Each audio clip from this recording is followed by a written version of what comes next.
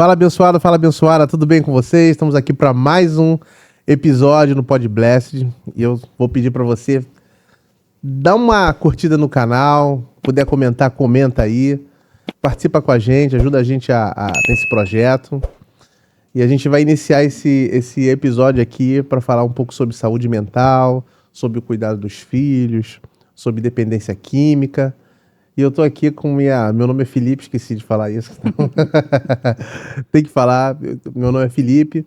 E a gente tá aqui para mais esse episódio. Tô aqui com a Marcele Rosa, né? Ela vai nos ajudar, nos elucidar. A gente vai bater um papo sobre essa questão da saúde mental, sobre dependência química, como é que a gente faz para lidar com pessoas assim, né? E ela tá aqui para compartilhar um pouco da vida também. Isso aí. Seja bem-vinda. Obrigada pela recepção maravilhosa que vocês fizeram para mim. A gente tá tomando um café aqui junto. Aproveitando o momento aqui para confraternizar.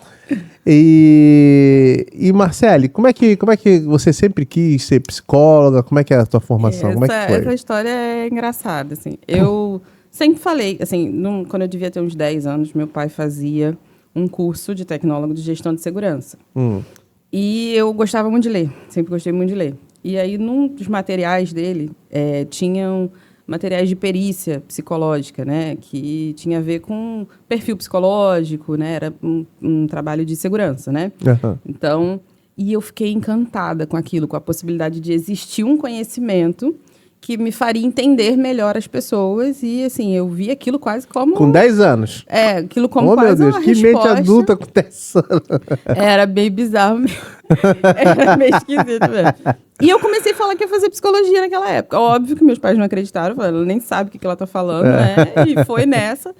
Quando eu cheguei para fazer o ensino médio, a minha tia tinha feito um técnico de enfermagem e ela já trabalhava. E aí meu pai falou assim, por que você não faz um técnico também? Porque vai ser bom, sua tia tá fazendo, tá trabalhando. E aí eu fui conversar com a minha tia. É mais rápido também, É mais né? rápido. E aí, depois, se você quiser, você faz a faculdade que você quiser. E eu já falava que eu ia fazer psicologia. Uhum. E aí eu fui conversar com a minha tia, e minha tia veio com a história de que ela, nos estágios no trabalho, ela tinha que limpar ferida, ela tinha que virar as pessoas, e ela tinha que limpar Ou seja, ela te incentivou bastante, né? Eu fiquei estarrecida com aquilo. Eu falei, eu não vou fazer isso nunca na minha vida, jamais. E aí começou uma propaganda na escola de um curso preparatório, pré-técnico. Eu fiz o cursinho e fui fazer concurso, né, para as escolas técnicas do Rio de Janeiro. Pré-vestibular, né? Era mas era pré-técnico, porque era no 8º ano. Na época era a 8ª série, agora é o 9º ano, né? Exato. Então, eu estava fazendo, na época, a 8ª série, e aí estavam fazendo uma propaganda na escola. Era um cara que tinha acabado de abrir um curso em Campo Grande, e ele estava querendo alunos, né? Então, ele dava desconto para todo mundo que chegasse. E aí, eu fui fazer esse cursinho, e aí fiz a prova da FETEC, do Cefet, do Cefetec e do Cetur. Caramba. Do Cefet era quase do lado do trabalho do meu pai, ele foi junto comigo. E aí, como eu não queria fazer enfermagem de jeito nenhum, ele falou assim, então faz turismo, porque teu avô trabalha num hotel. Caramba. Ele arruma um emprego pra você. Não importa a sua aptidão. Exatamente. Faz aí, teu avô trabalha num hotel, meu avô sempre foi motorista de um hotel durante O negócio é arrumar um trabalho. Ele arruma um emprego pra você. Falei, beleza, vou fazer turismo então. E aí, fui botando turismo em todas as escolas que eu fui fazendo a prova. Tinha opção de turismo, eu botava. Eu lembro no Cefet que eu tinha que ir o responsável junto, né? Fazer a inscrição. Sim. E aí, meu pai foi junto e ele tinha que botar 5 opções de curso. Eu só tinha o turismo. E aí, eu lembro que eu fui botando assim, os que parecia que tinha menos matemática. E aí, meu pai falou assim... Bota eletrotécnica que você arruma um emprego em Furnas. Imagina a situação da pessoa. Ô, pai, puxa. E aí, nessa, eu passei no colégio técnico da Rural. Tinha passado na FATEC também. Só que a FATEC era no Maracanã. E a Rural era em Seropédica. Era mais fácil chegar em Seropédica. A gente que tá aqui pra Santa Margarida, Campo Grande. Era mais fácil. Claro. Ir pra Seropédica e eu fui pro Cetur estudar lá. Pra mim, foi bem desafiador. Tu fez o quê? Hotelaria lá? Eu fiz hotelaria. Fiz hotelaria, o diploma era turismo e hospitalidade com habilitação em hotelaria. Do Cetur. No Cetur. Depois mudou, né? Acho que o curso agora é diferente. O curso não é mais hospedagem. Acho que agora mudou. Né? Isso já tem 20 anos também, né? Tem bastante tempo. E assim, na época foi uma experiência assim, muito nova, né? Porque eu tinha 13 para 14 anos quando eu comecei a estudar lá. Fiz 14 ali, né, na época de entrar.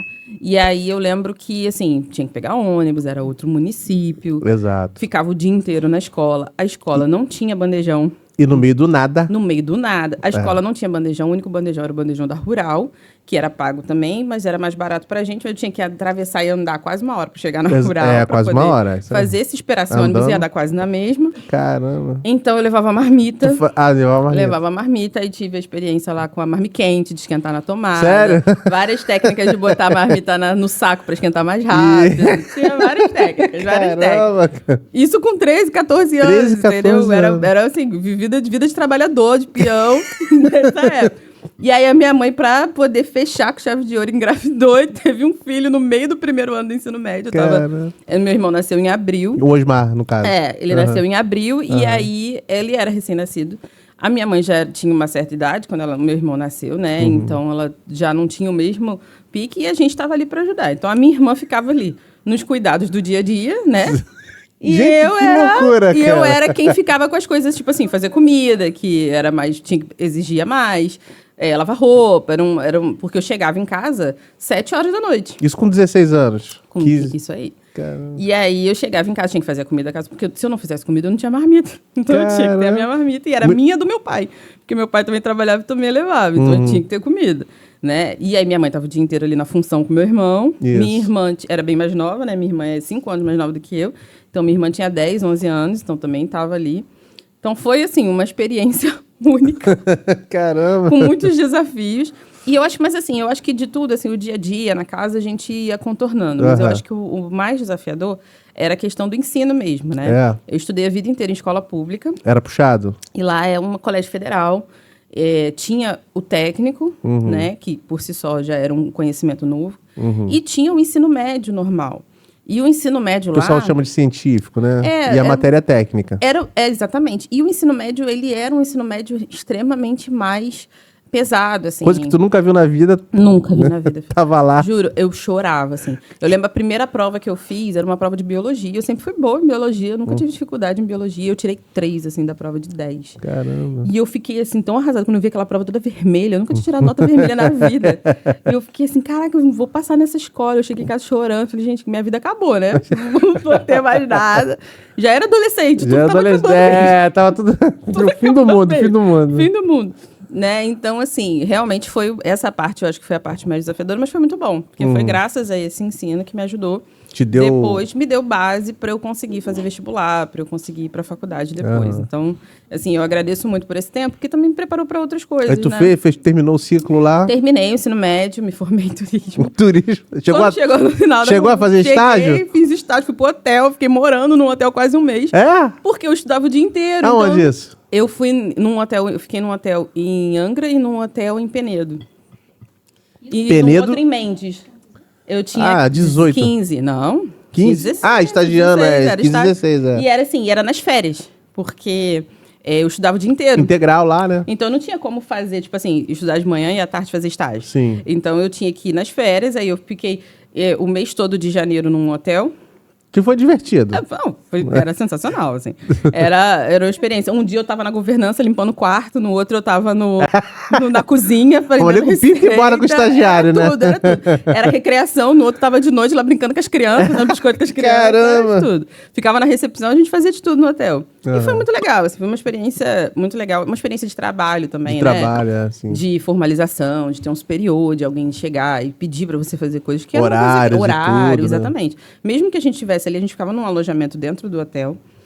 E eram hotéis que já tinham parceria com a escola, né? Então sempre iam estagiários para lá. Então já tinha os lugares certos pra gente ficar. A ideia era ficar assim, uma semana em cada área do hotel para você conhecer como é que funcionava. Então foi uma experiência muito legal. Aprendi bastante. O estágio foi bem dirigido, então? Era bem direcionado, assim, a gente tinha um programa, porque o curso era um curso de hotelaria, né? Então a gente tinha que entender o funcionamento do hotel, da administração do hotel. Exato. Então a gente passava pela recepção, a gente passava pela governança, a gente passava pela cozinha. Eu tive aula, filho, de alimentos e bebidas. 1, 2, 3, na faculdade, Sério? na escola, juro. Eu ia pra escola fazer comida. A minha mãe surtou, porque ela teve que assinar pra me autorizar a beber bebida alcoólica na escola. Porque era uma das Logo disciplinas. no setor. Uma das disciplinas era alimentos e bebidas, drinks e coquetéis. Caramba. Então a professora ensinava a gente a fazer os drinks. E aí a gente tinha que ter autorização dos pais, porque era todo mundo menor de idade. E aí, porque não pode, né? Exatamente, era todo mundo menor de idade, então a escola tinha que ter autorização pra gente aprender os drinks, porque era como se fosse assim, o técnico, ele é um operacional do hotel, né? Então é como assim, se você ficar de supervisor numa área de cozinha, você tem que saber se o pessoal do bar tá fazendo os drinks direito. Pra isso, você tem que conhecer os drinks. Caramba. Se ele tá roubando bebida, se tá tudo certinho e tudo mais. Então, você tinha que saber como é que eram. Então, a maior parte dos drinks que existem eu conhecer a receita. Cara. A pessoa que vai trabalhar em droga. E bebia? Eu não bebia porque eu tinha pavor de beber. Minha mãe botava tanto medo, ela falava que eu ia morrer, sei lá. E aí eu tinha tanto medo que eu tinha pavor. E aí eu bebia sempre os sem álcool. E ninguém queria os sem álcool, né? Todo mundo adolescente, todo mundo queria beber. Eu quero Aí os sem álcool sobravam pra caramba. Era drink assim com leite condensado, era um monte de coisa. Os sem álcool ninguém queria. Eu bebi os sem álcool todo, porque ninguém queria. Mas enfim, foi uma experiência muito legal, muito rica, né? E aí no terceiro ano, eu voltei, vou fazer psicologia. E aí meu pai, mas você com essa cabeça vai fazer outra coisa que dê dinheiro, psicologia você vai morrer de fome. E aí eu ainda mirei pra ele, eu vou subir a favela e vou salvar todas as pessoas que estão lá. E meu pai, você é maluca! E era nesse nível, assim. E aí eu fiz um pré-vestibular comunitário que tinha no bairro, aos sábados, né? Porque eu na Católica lá? O São José eu dei aula depois. Mas eu fazia um que era naquele que o pessoal chamava de escritório, em Santa Margarida. Ah, no segundo andar? Fazia lá em cima e eram aulas que eram só os sábados. Porque no São José era todo dia. E eu estudava. Então ia ficar muito puxado pra mim. Aí eu fazia esse que era o sábado o dia inteiro. Aí eu fiz o pré-vestibular e aí prestei vestibular na época. Meu sonho era estudar na Rural, porque eu estudava no Colégio Técnico da Rural. Queria fazer faculdade lá. Mas na época ainda não tinha psicologia na Rural. Só animal. Psicologia animal. Aí eu fiz pra História. Fez pra História na Rural? Fiz pra História na Rural. E aí fiz pra História na Rural. Aí na época não tinha essa coisa do Enem, desse vestibular unificado, né? Era um vestibular pra cada faculdade. Pra cada, sim, exato. Então, e era caro também, você tinha que conseguir isenção. Então na UERJ eu consegui isenção. Acho que na Rural eu também consegui. Mas acho que da UFRJ eu tive que pagar. Não lembro se eu perdi o prazo, o que aconteceu, eu tive que pagar. Mas eu fiz das 3. Sim. E aí eu lembro que da UFRJ, eu não passei para psicologia, não tinha nota para psicologia. E eu lembro que psicologia ficava num grupo com todas as letras. E aí meu pai entrou de novo na história, né? Porque ele falou assim, eu tenho que escolher uma letra. Eu falei, pô, não gosto de inglês, tem que escolher alguma coisa. Aí eu falei assim, vou botar grego. Mas eu falei brincando. Sim. Aí ele falei brincando, ele falou, faz grego que tu dá aula em seminário. Então, tá bom. Caraca. Agora que... teu pai era trabalhar. Teu pai era o seguinte, vamos arrumar um dinheiro nesse negócio. Não e aí, botei lá por letras e grego. Aí é óbvio que pra letras e grego não devia ter ninguém. E aí eu passei. Passou. E aí eu passei. Caraca. Né? Aí tinha da UERJ e o da Rural. Aí o da Rural eu passei pra História, mas eu não queria fazer História, né? Queria fazer Psicologia. E acabei indo pra UERJ porque... Era ali perto da Mangueira, né? Perto da Mangueira. E na época não tinha aquela estação do Maracanã, porque aquela estação foi construída para a Copa de 2014. Ah, sim. E eu entrei na faculdade em 2009. Então não tinha ainda. Então eu tinha que descer na Mangueira e atravessar ali, sair na Radial Oeste. Descer aquilo ali... Sair na Radial Oeste, atravessar as pistas e entrar por trás. Perigosíssimo. Né? E pra alegria da minha mãe, né? Toda vez que louco. E eu ainda fiquei super amiga da galera ali do buraco. Porque assim, você saía ali, você tinha o pessoal vendendo fruta, tinha o pessoal vendendo... Tinha lá a boca de fumo, tinha. Mas tinha lá o pessoal vendendo churrasquinho, tinha não sei o quê. E eu fiquei amiga dos caras todos, né? Eu descia Então a trajetória foi toda essa ali? Foi toda essa. Quantos anos ali? Fiquei 5 anos. 5 anos ali? Fazendo faculdade. Desse jeito aí? E eu fiquei amiga de todo mundo, tá? E eu comprava fruta com um amigo lá que vendia banana a R$1, eu comprava fruta com ele. E passava o dia inteiro, né? Que o curso, ele era... Apesar dele ser à tarde, a gente tinha muita matéria à noite, tinha, assim... O curso lá era tarde e noite. Tarde e noite. Só que eu fazia licenciatura também, aí eu puxava matéria de manhã, então... Tu fez 2? Fiz licenciatura, bacharelado e formação de psicólogo. Jesus amado. Fora o negócio de hotelaria.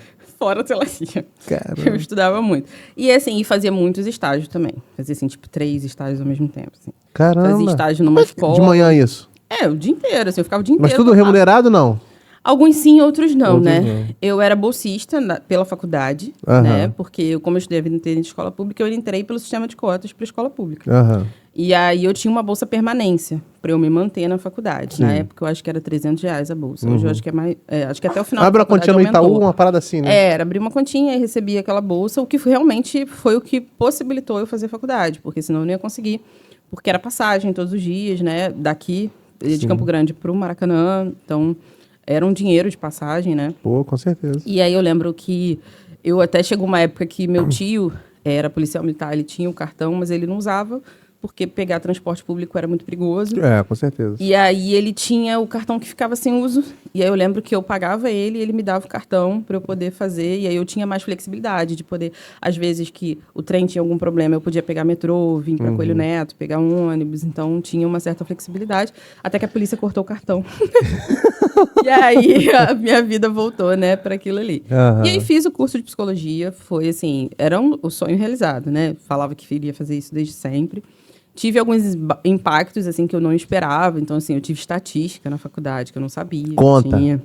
Conta real, assim. Um ano de estatística que eu tive. É brabo. E era com um professor que não era psicólogo, era do Instituto de Matemática e Estatística, Jesus né? amado. Então, era de chorar, literalmente. Era muito triste e era uma professora difícil, assim. Ela, pessoalmente, de lidar, ela era difícil, assim. Ela adoeceu durante esse um ano. Esse processo aí. E aí eu lembro que a representante da turma foi lá dizer que a turma sentia muito por ela. E ela falou que ela que sentia muito para dar aula de um monte de psicólogo burro, que não sabia nada de matemática. Cara. Então, assim, era realmente uma pessoa complicada, sabe? Mas, assim, passamos por essa fase de todos os estágios. E aí, no final da faculdade, eu fui fazer estágio no Pedro Ernesto, no Hospital Universitário. Eu trabalhava dentro da Unidade Docente Assistencial de Psiquiatria, que eles chamam de UDA, de Psiquiatria. Como é que é o nome?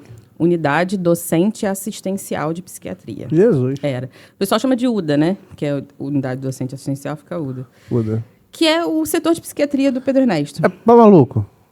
Traduzindo assim, na linguagem popular nossa. Isso aí, aqui. era o setor mesmo fechado. Psiquiátrico. Psiquiátrico. Mas psicologia tem a ver? Então, tinha lá dentro uma professora que tinha um setor de psicodiagnóstico diferencial.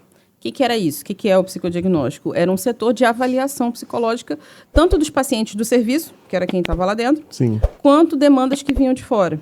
Então, a gente recebia demanda das varas de infância e adolescência, e principalmente da comarca de Japeri, que foi os que eu mais trabalhei, né? Os casos que eu mais trabalhei. E aí foi ali que começou a me despertar o interesse por pessoas em situação de vulnerabilidade e risco. Eu já falava isso antes. Todos os projetos, todas as coisas que eu me enfiei na faculdade tinham, de alguma forma, relação com isso, né? Com população de risco, situação de risco, comunidades. Então, sempre tinha algum tipo de relação. Mas foi ali que eu comecei, de fato, a trabalhar com essas famílias. Então, eram crianças com Mas isso sempre ardeu em você, assim? Sempre quis fazer isso. Sempre quis essa coisa do desafio. Eu sempre entendi que, assim, as pessoas pintavam as comunidades como um lugar, assim, que não era para ir. Porque é perigoso, porque você corre risco. Mas eu sempre vi que era uma parcela muito pequena daquele local que estava envolvida, de fato, com o crime. Não, com certeza. E o restante eram moradores, Sim, pessoas como a gente, que estavam nenhuma. ali. E eu ficava assim, gente, por que a gente não vai lá? É uma parte muito pequena lá que não presta. O restante, o restante é a maioria. Muito mais da maioria, né? Da Exatamente. E eu falei, por quê? Por que essas pessoas não podem ter acesso a todas as outras coisas que os outros bairros têm? Sim. E isso me incomodou sempre muito, né? E eu sempre conheci pessoas que vinham de regiões assim, e que me interessava mais. E aí foi quando eu comecei a ter essa experiência mais próxima. Aí me formei. Poucos meses depois eu comecei a trabalhar na FATEC, né? Foi o primeiro emprego. Na faculdade? Não, na FATEC do lado, na escola técnica. Ah, na escola técnica que é no Maracanã, público-privado, né? Um negócio assim meio... Era ali do Maracanã, era a FATEC. E aí eu tinha uma amiga que trabalhava numa empresa de recrutamento e seleção, que era aquilo, né? Dentro da psicologia tem de tudo. E aí tinha uma que foi para RH, e ela fazia estágio desde sempre na RH, e ela falou, pô, tem uma vaga de auxiliar de escritório aqui. Você quer? Eu falei, quero. E aí fui trabalhar lá. Aí teu pai, eba, vai trabalhar. Fui pra lá. Nessa época eu já tinha casado. Eu já tinha casado. Porque eu casei no meio da faculdade. Ah, ainda tem esse detalhe no meio da ainda. faculdade, foi. Foi ótimo, assim, porque o final da faculdade, que era aquela época de TCC, aquelas coisas mais complicadas, Eu já estava casada, então eu tinha uma internet só pra mim, um computador só pra mim. Ah. Tinha umas facilidades. Porque era uma casa com 5 pessoas, né? 5 pessoas, 2 quartos. Um banheiro? Um banheiro. Isso é loucura, entendeu? gente. Era essa a realidade ali. Então, assim, a galera se arrumar pra ir pra igreja era Loucura. loucura. Tinha que começar 2 horas da tarde. Tinha uma criança pra ser arrumada, tinha uma adolescente se arrumando, tinha uma pessoa... E todo mundo com compromisso na igreja, Todo com hora pra mundo, chegar. Uma gritaria, música alta, porque toda vez que se arrumar, botava música alta. Então, era caos. Então, foi ótimo, assim. A experiência do casamento, assim, eu digo que quem tem problema com casamento é porque casou errado. Te ajudou bastante, minha experiência me ajudou muito, assim. E o meu marido, ele também estava fazendo faculdade na época. Então, ele estava na mesma realidade, na mesma vibe, no mesmo contexto. Ele trabalhava, estudava à noite, chegava super tarde. Então, a gente tinha ali a mesma frequência ali. Então, funcionou bastante. E aí, fui trabalhar na FETEC. Com 4 meses, o supervisor descobriu que eu já era formada. Tinha que preencher lá os relatórios para o supervisor. E ele falou, mas por que você está trabalhando aqui, né? De auxiliar de escritório. Psicóloga trabalhando aqui. Ele falou, vou te transferir para o contrato da delegacia, que era um programa chamado Delegacia Legal, que era um programa... Ah, sim, né? Do Cabral isso, só me engano. Então, ele começou com um garotinho e ele se estendeu para o governo do Cabral, que era esse programa era um programa de humanização do atendimento nas delegacias. Delegacia Legal, exatamente. O objetivo era você ter pessoas ali no primeiro atendimento que pudessem orientar quem estivesse chegando, porque muitos casos que chegam na delegacia não cabe registro de ocorrência, né? Então, são casos que, às vezes, a pessoa tem que dar entrada num processo civil, ela tem que fazer alguma outra coisa. Não é um crime. Não é um crime. É uma perturbação. Às vezes nem é isso. Às vezes, de família e tudo mais. Conflitos de família, de guarda.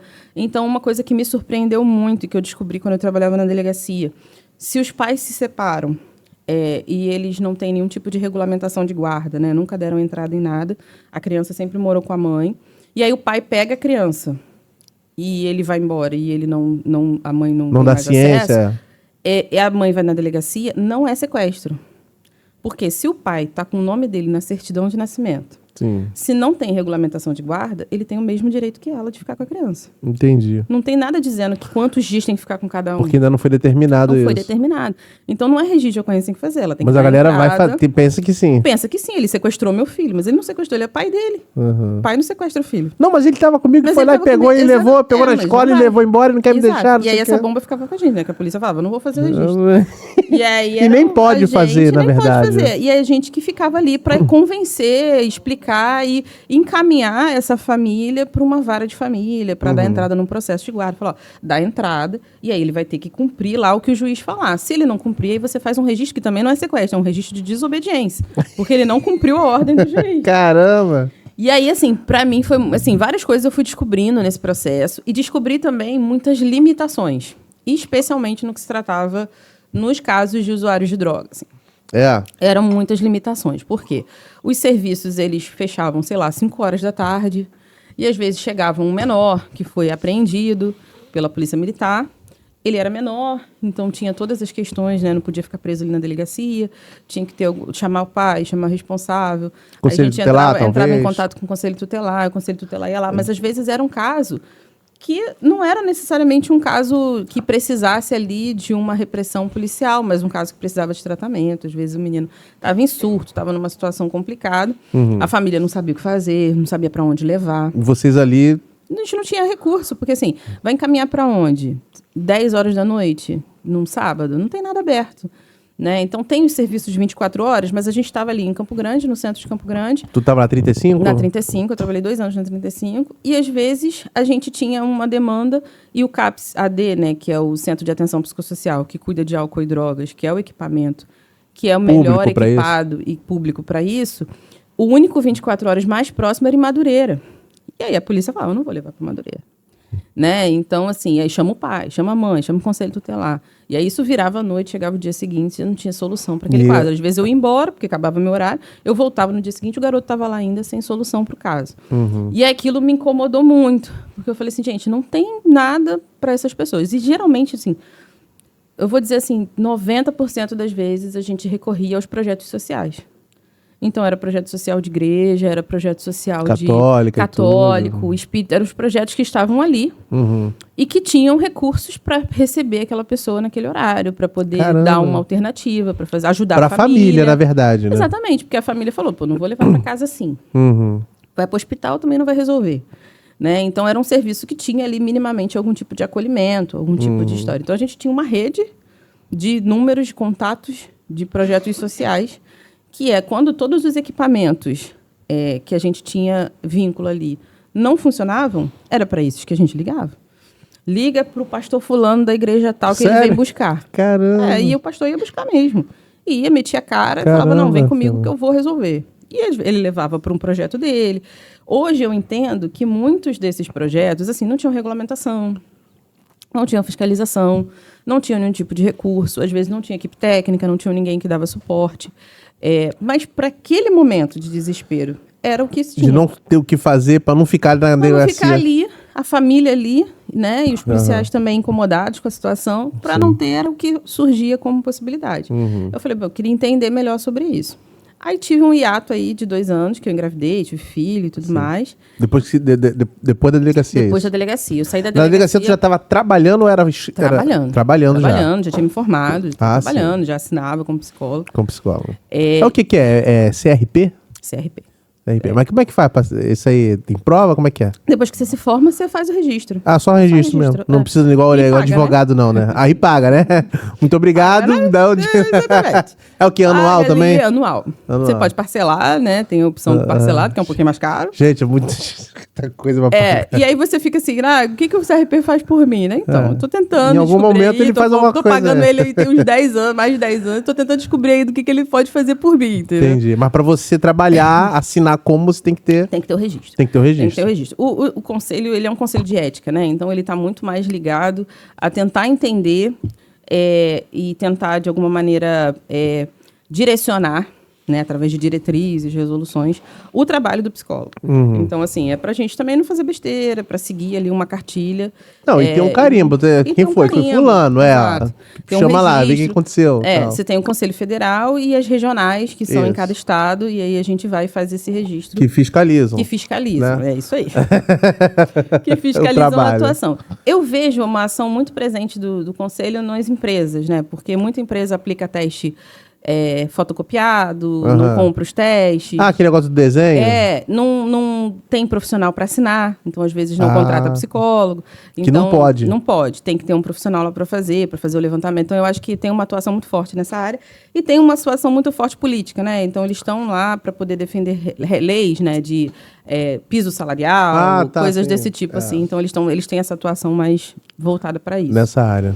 Mas enfim, aí eu fui para isso e aí em 2016 eu saí da delegacia, o programa já estava perto de acabar também, a gente já estava ficando sem salário. Foi a época que o Sérgio Cabral foi preso. Teve aqueles rolos todos. Aquela coisa toda e tal. E as empresas terceirizadas sofreram muito, porque não tinha repasse. Essa delegacia não existe mais. Não existe mais, acabou o programa. Ele durou, acho que se não me engano, até meados de 2016, mas eu saí no início do ano. E aí, poucos meses depois eu engravidei. Engravidou e tal. Não foi planejado, mas acabei engravidando. Mas veio. Veio e é bênção isso aí. Teve 2 anos... nasceu no final do ano, eu fiquei ali 2 anos, né, nessa... Sem trabalhar. Sem trabalhar. Só sem cuidando da criança. Com nada, exatamente. E aí, infelizmente, com 1 ano e 5 meses, a minha filha faleceu. Foi em 2018, em maio de 2018. E aí, no final de 2018, a gente já estava assim, vida precisa continuar, vamos ver o que a gente vai fazer. Isso. E aí eu retomei todo esse interesse que eu tinha, né, pela população de rua, né, essa questão toda da exclusão social e tudo mais. E fiz um processo seletivo para trabalhar na gerência de assistência social da Junta de Missões Nacionais, que uma organização missionária da Igreja Batista. Lá na Tijuca? Lá na Tijuca. Mas eu fui para trabalhar na gerência de assistência, mas especificamente nos projetos sociais do Rio de Janeiro, na equipe com missões? Técnica. Não, eu era psicóloga. Eu era técnica dos projetos. Então, eu não estava ali nesse lugar. É óbvio que é uma organização. Quem desenvolvia os projetos eram os missionários. E você ia como psicóloga para dar uma assessoria? Exatamente. Não era bem assessoria, a gente trabalhava mesmo nos projetos, porque, assim, por mais que a organização tenha um interesse evangelístico, ela está organizada como uma organização qualquer da sociedade civil. Então, ela tem legislação para cumprir. Tipo uma ONG, uma coisa assim. Exatamente, ela tem todos os critérios ali que precisam ser cumpridos. E para isso, eles precisam ter uma equipe técnica. Em geral, é um assistente social e um psicólogo, porque aí o assistente social dá conta de todas as questões de direitos e tudo mais, documentação, essas coisas todas. E o psicólogo dá conta desse cuidado de saúde mental. Mas para quem? Para os missionários ou para os acolhidos, a população, né? Em vulnerabilidade. Em vulnerabilidade, exatamente, que era a proposta dos projetos. Então, eu fui trabalhar nos projetos que era a Cristolândia, né? E a Cristolândia, ela tem duas frentes, né? Ela tem uma frente que a gente chama de que é um serviço de média complexidade, né? Que a gente fala sempre de serviços de proteção social especial. Desde 88, desde a Constituição, o Brasil ele vem na política de seguridade social, né, que é de garantia de direitos para a população a partir desse tripé, né, previdência, assistência e saúde. Sim. A saúde ela é gratuita e é para todos, que é o SUS, tá aí. Isso. A previdência ela é paga, né, desconta lá do nosso salário, você paga e ela é só para quem paga. É isso. E a assistência ela é gratuita, mas ela é só para quem precisa. Sim. Então o assistente social é esse profissional que ocupa esse lugar de avaliar quem precisa e direcionar aquela pessoa para os programas que o governo já tem para fazer aquilo. Sim. Quando a gente fala de proteção especial, né, que é quando você tem os serviços que protegem de forma especial, é quando aqueles sujeitos eles já estão numa situação de violação de direitos. Então, por exemplo... Dá um exemplo. No caso da população de rua, a gente tem lá garantido o direito à propriedade, o direito à moradia. Isso é um direito que é garantido para a população. Para a população de rua. Não, para a população de uma forma modo geral. Quando a pessoa está em situação de rua, ela já tem o seu direito violado, porque ela está morando na rua. Então, ela já tem o seu direito à moradia violado, entendeu? Entendi. Então, pensa o seguinte, a assistência, ela tem... mas vamos lá. Você vai entender. Vamos lá. A assistência, né, as políticas de assistência social, elas têm dois tipos de centros de referência. Você tem os centros de referência da assistência social, que é o que a gente chama de CRAS. Sim. E você tem o centro de referência especializado da assistência social, que é o CREAS. Esse CRAS, eu não conheço. Então. Pois é, geralmente as pessoas não conhecem o CREAS. Só vai até o CRAS. Só vai até o CRAS. Porque o CRAS, ele é para prevenir a violação de direitos. Então, vamos supor, fiquei desempregada, estou numa situação complicada, acabou o auxílio-desemprego, ainda não consegui me recolocar, ainda não consegui outro emprego. E aí o dinheiro acabou, estou precisando comprar alguma coisa para casa, estou sem dinheiro para pagar aluguel, etc. e tal. Eu vou pro CRAS. E aí eu vou lá, vou levar meus comprovantes de renda, vou falar, estou sem dinheiro, tem algo. Aí o CRAS vai te cadastrar, um cadastro único, e vai te alocar nos programas existentes do governo para tentar te auxiliar. Então, se você tem filho, e aí vai ver quais as demandas do filho, se ele está matriculado na escola, se está vacinado, né? Para tentar, de alguma maneira, minimizar o problema que você está tendo. E aí vai te encaixar num programa, de repente, é uma pessoa que veio de outro estado para o Rio tentar a vida, não deu certo, não arrumou emprego, mas ele tem família só em outro estado, e também não tem dinheiro para voltar. Aí ele vai no CRAS, o CRAS, de repente, viabiliza para ele um programa que tem no governo que se chama De Volta para Nossa Terra, e aí ele leva ele para a rodoviária, bota ele dentro de um ônibus para ele voltar para casa dele. Sim. Né? Funciona, tem vários programas muito legais do governo. Assim, é porque a gente fala só do Bolsa Família. Isso, que é o de transferência de renda. Que mas tem negócio da conta de luz também, mais barata. Tem vários programas que são, assim, coisas para você tentar minimizar a situação ali por um tempo determinado até a pessoa se resolver. Se resolveu, esses programas são, às vezes, automaticamente cortados. Se você começa a receber um salário, você já corta. Agora fala do CREA. O CREAS, ele é para quem já tem os direitos violados. Então, ele vai estar dedicado à população em situação de rua, a pessoas em situação... egressos do sistema prisional, pessoas que acabaram de sair da prisão e aí precisam ser reinseridas. Ele vai estar com pessoas que já estão numa situação muito complicada. Então, não é para prevenir o problema já está ali. Entendi. Entendeu? E por isso que ele é especializado, porque precisa ser uma galera que vai estar mais dedicada. O cara já está dentro do problema. O cara tá dentro do problema. Entendi. Entendeu? Ele tá morando na Cracolândia, aquela galera da Brasil ali. São assim, e aí você vai ter buscativa, então essa galera do CREAS, ela vai na rua com a van. Essa galera faz isso? Faz isso. Vamos lá, vamos perguntar que vocês querem ajuda? Aí nessa equipe deve ter um psicólogo e tal, não sei o Então, quê. essa equipe sempre tem uma equipe técnica, que geralmente tem um assistente social, um psicólogo, tem algumas unidades de creche que tem advogado, para poder ter todas essas questões ali resolvidas, e tem os encaminhamentos todos possíveis, né? Você tem a justiça itinerante, que são os ônibus que estão cada vez em um lugar diferente do Rio de Janeiro, que é um ônibus da Defensoria Pública, que faz certidão sim. de nascimento, faz documento. Porque a pessoa que está ali, ela perde todos os documentos na rua, e aí como que você vai reinserir no mercado de trabalho se não tem uma certidão de nascimento? Então, assim, o básico precisa ser feito para ela poder ser reinserida. Quando a gente fala dos projetos sociais, eles também se encaixam dentro dessas políticas de assistência. Só que não como governamentais, mas como organizações, assim, projetos sociais mesmo. Sim. E aí a gente tem a Cristolândia, ela entra num desses lugares. Sim. E aí a Cristolândia tem duas frentes. Uma é a Cristolândia de Madureira, aqui do Rio de Janeiro, né? Falando da realidade do Rio. A Cristolândia de Madureira, que começou na Central do Brasil, depois foi para Madureira. Ela funciona num templo antigo da Bíblia de Madureira, que foi cedido para esse fim.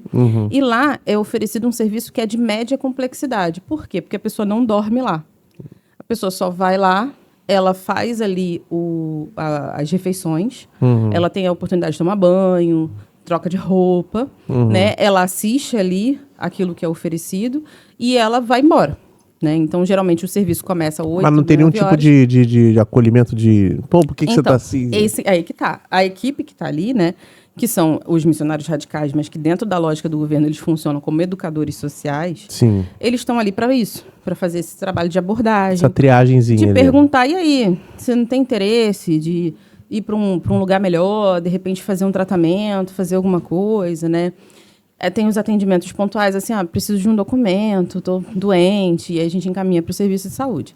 A equipe técnica ela fica ali para fazer a triagem para uma outra frente da Cristolândia, que é um outro projeto, que esse sim é de alta complexidade.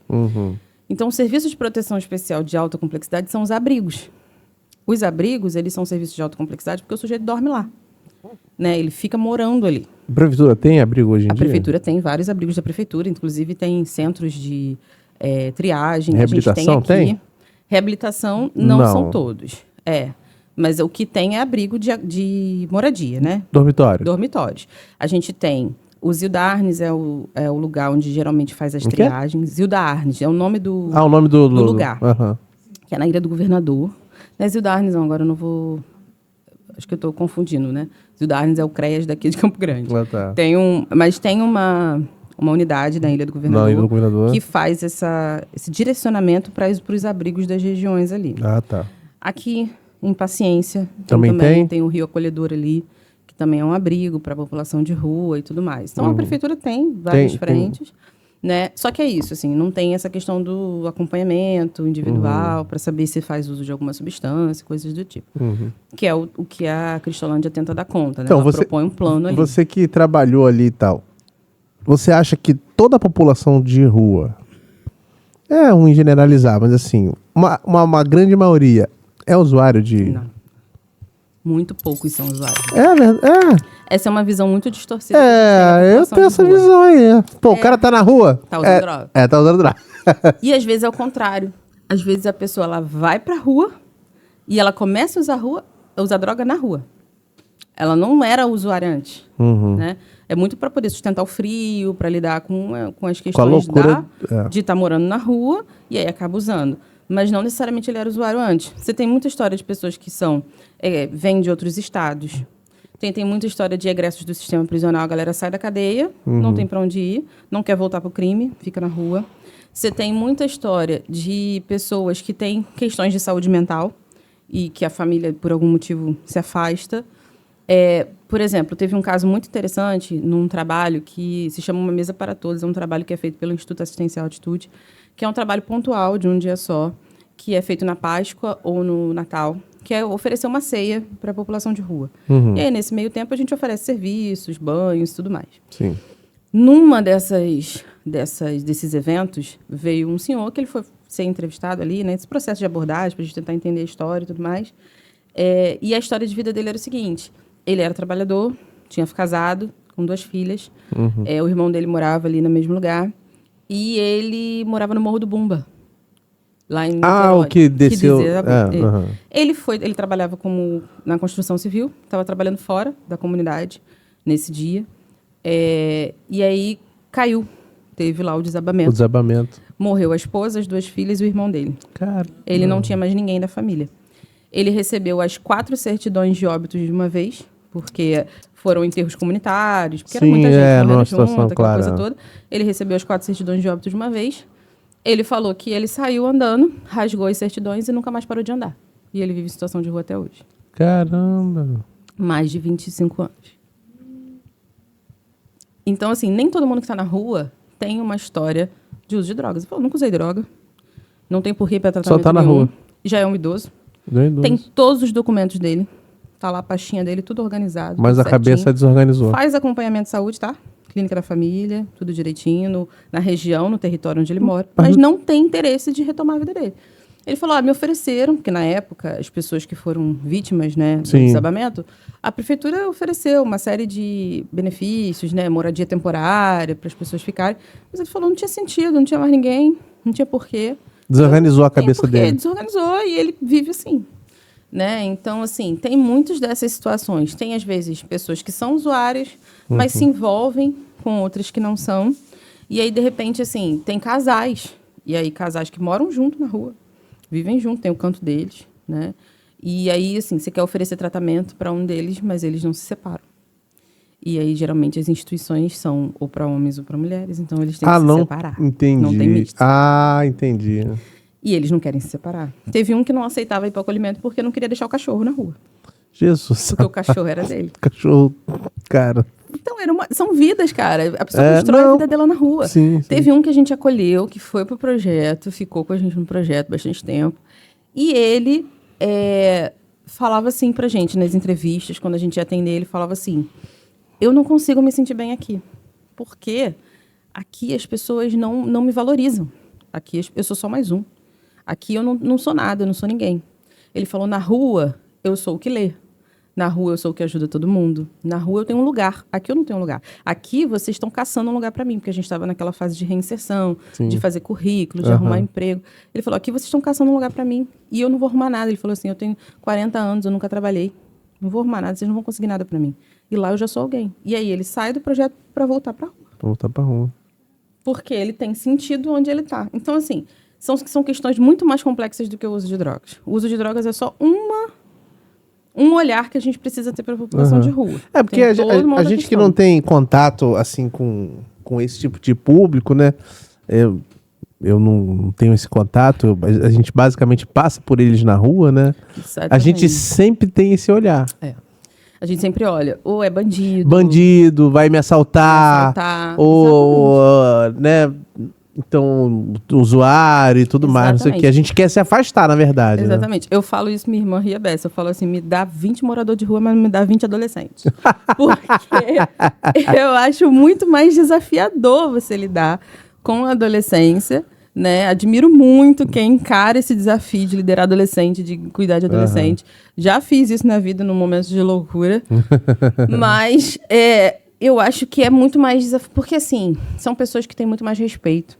Eu acho que, assim, há uma grande visão distorcida, né, da população de rua, de que a pessoa vai te agredir, de que a pessoa é ruim. Se você está ali num lugar de oferecer um serviço para ele sempre se entende como alguém que não merece esse serviço. Então, ele te trata, assim, muito bem, ele te respeita muito. Se você explica as regras, aqui pode fazer isso, aqui não pode fazer aquilo, ele super te respeita, né? Tem uma coisa que a população de rua é muito territorialista, né? Então, se eu moro aqui é minha casa, mesmo que seja a rua. Então, essa calçada é minha, né? Tem uma coisa ali. E isso acontecia muito dentro da Cristolândia. Essa cadeira é minha. Sério? Tipo assim, eu entrei aqui, guardei meu lugar e fui pro banho, fui fazer outra coisa, mas eu vou voltar para essa cadeira aqui para assistir o culto aqui. Teve um dia da mulher que eu fiz a loucura de levar minha mãe para falar para as mulheres na Cristolândia, para a população de rua. E aí minha mãe foi, né, irmã da igreja, sainha toda arrumadinha, vou pregar, né? Só que ela foi falar pra população de rua. E a gente lá era assim, calça de tactel, blusa do Jesus Transforme, vambora. E aí minha mãe foi lá, e aí assim, a minha mãe sentou, tava sentada numa cadeira, e o menino veio e falou assim, moça, toma conta dessa cadeira aqui pra mim. Só que minha mãe falou que tinha pilhas e pilhas de cadeira no canto. Não tinha Faz necessidade sentido. de guardar lugar ali, era só ele pegar outra cadeira atrás. Isso. Quando voltou que tinha outra pessoa sentada, o cara ficou revoltado com a minha mãe. Pô, moça, eu pedi pra você guardar meu lugar e você não guardou meu lugar. E a minha mãe veio assim, desesperada. Tira uma cadeira daquela pilha e bota aí. Bota ali pra esse menino tá... Porque é isso, Tem que ser assim. aquela. Tem que ser aquela, é o meu, é o território. Porque eles não têm posses. Aham. Então, qualquer coisa que eu tenha Eles se é minha apegam. mochila. Então, às vezes, a mochila se deteriorando toda, a gente queria dar uma mochila nova. Cobertor velho Ele e não tal. queria abrir mão daquela mochila, porque aquela é minha mochila, eu não quero abrir mão da minha mochila. A gente falava, mas eu vou te dar uma nova. Eu tô aqui pra te dar um sapato novo. Mas não, esse é o meu. Então, tinha muita coisa ali que são questões ali. E que, em geral, assim, no dia a dia, a gente lida super bem, assim. Né? É óbvio que, como a gente fazia... Eu já fiz muitos trabalhos para a população de rua, né? Com voluntários de igreja. Uhum. E aí a pastora Camila Miguel, que foi diretora do Instituto durante muito tempo, ela que idealizou esse trabalho Uma Mesa para Todos, ela sempre falava assim, gente, eu não tenho problema com a população de rua, meu problema são os voluntários. Caramba. Era muito difícil lidar com os voluntários. Mas é porque são pessoas geralmente não preparadas conhece. pra isso. A gente fazia capacitação, sério, a gente fazia capacitação. às Treinamento, vezes, 2 vezes, tudo. treinamento. Vamos fazer assim. Aí Ensaiava. ela pensou, não, a gente vai ter anjos, cada um vai ficar com um morador de rua. Porque, assim, era o musical de Páscoa da igreja, né? Da Igreja de Batista de Estúdio, ela faz um musical de Páscoa bem grande. Sim. E aí, o musical começava, sei lá, para a população em geral, 4 horas da tarde, e eles faziam uma apresentação, que era como se fosse um ensaio geral deles, mas era uma apresentação completa, que geralmente era a apresentação que era gravada. Eles faziam antes para a população de rua, que vinha do almoço. A gente almoçava e levava eles para a igreja para eles assistirem ao musical de Páscoa, ou de Natal. Então, tinha toda uma coisa assim, né? Porque funcionava na creche, que ficava atrás da igreja, então você tinha que deslocar 100 moradores de rua até a frente da igreja entrar no templo. Se eles fossem no banheiro, tinha todo esse cuidado e uma série de treinamentos de cuidados. A gente tinha doações, assim, então uma das empresas, que era as Cenoritas, doava bolo de cenoura, um cobertura de chocolate belga para o morador de rua, um balde assim, de bolo de cenoura para eles. Só que, assim, para os voluntários, era um browniezinho para agradecer a presença do voluntário. Isso. E aí o voluntário ficava revoltado. Você vai mandar um balde de bolo de cenoura para morador de rua e a gente vai ganhar um brownie. Então, era assim, era nesse nível, Entendi. assim, sabe, de As pessoas são... As pessoas, assim, porque aquilo, né, as pessoas têm uma tendência, né, de se colocar numa posição de superioridade.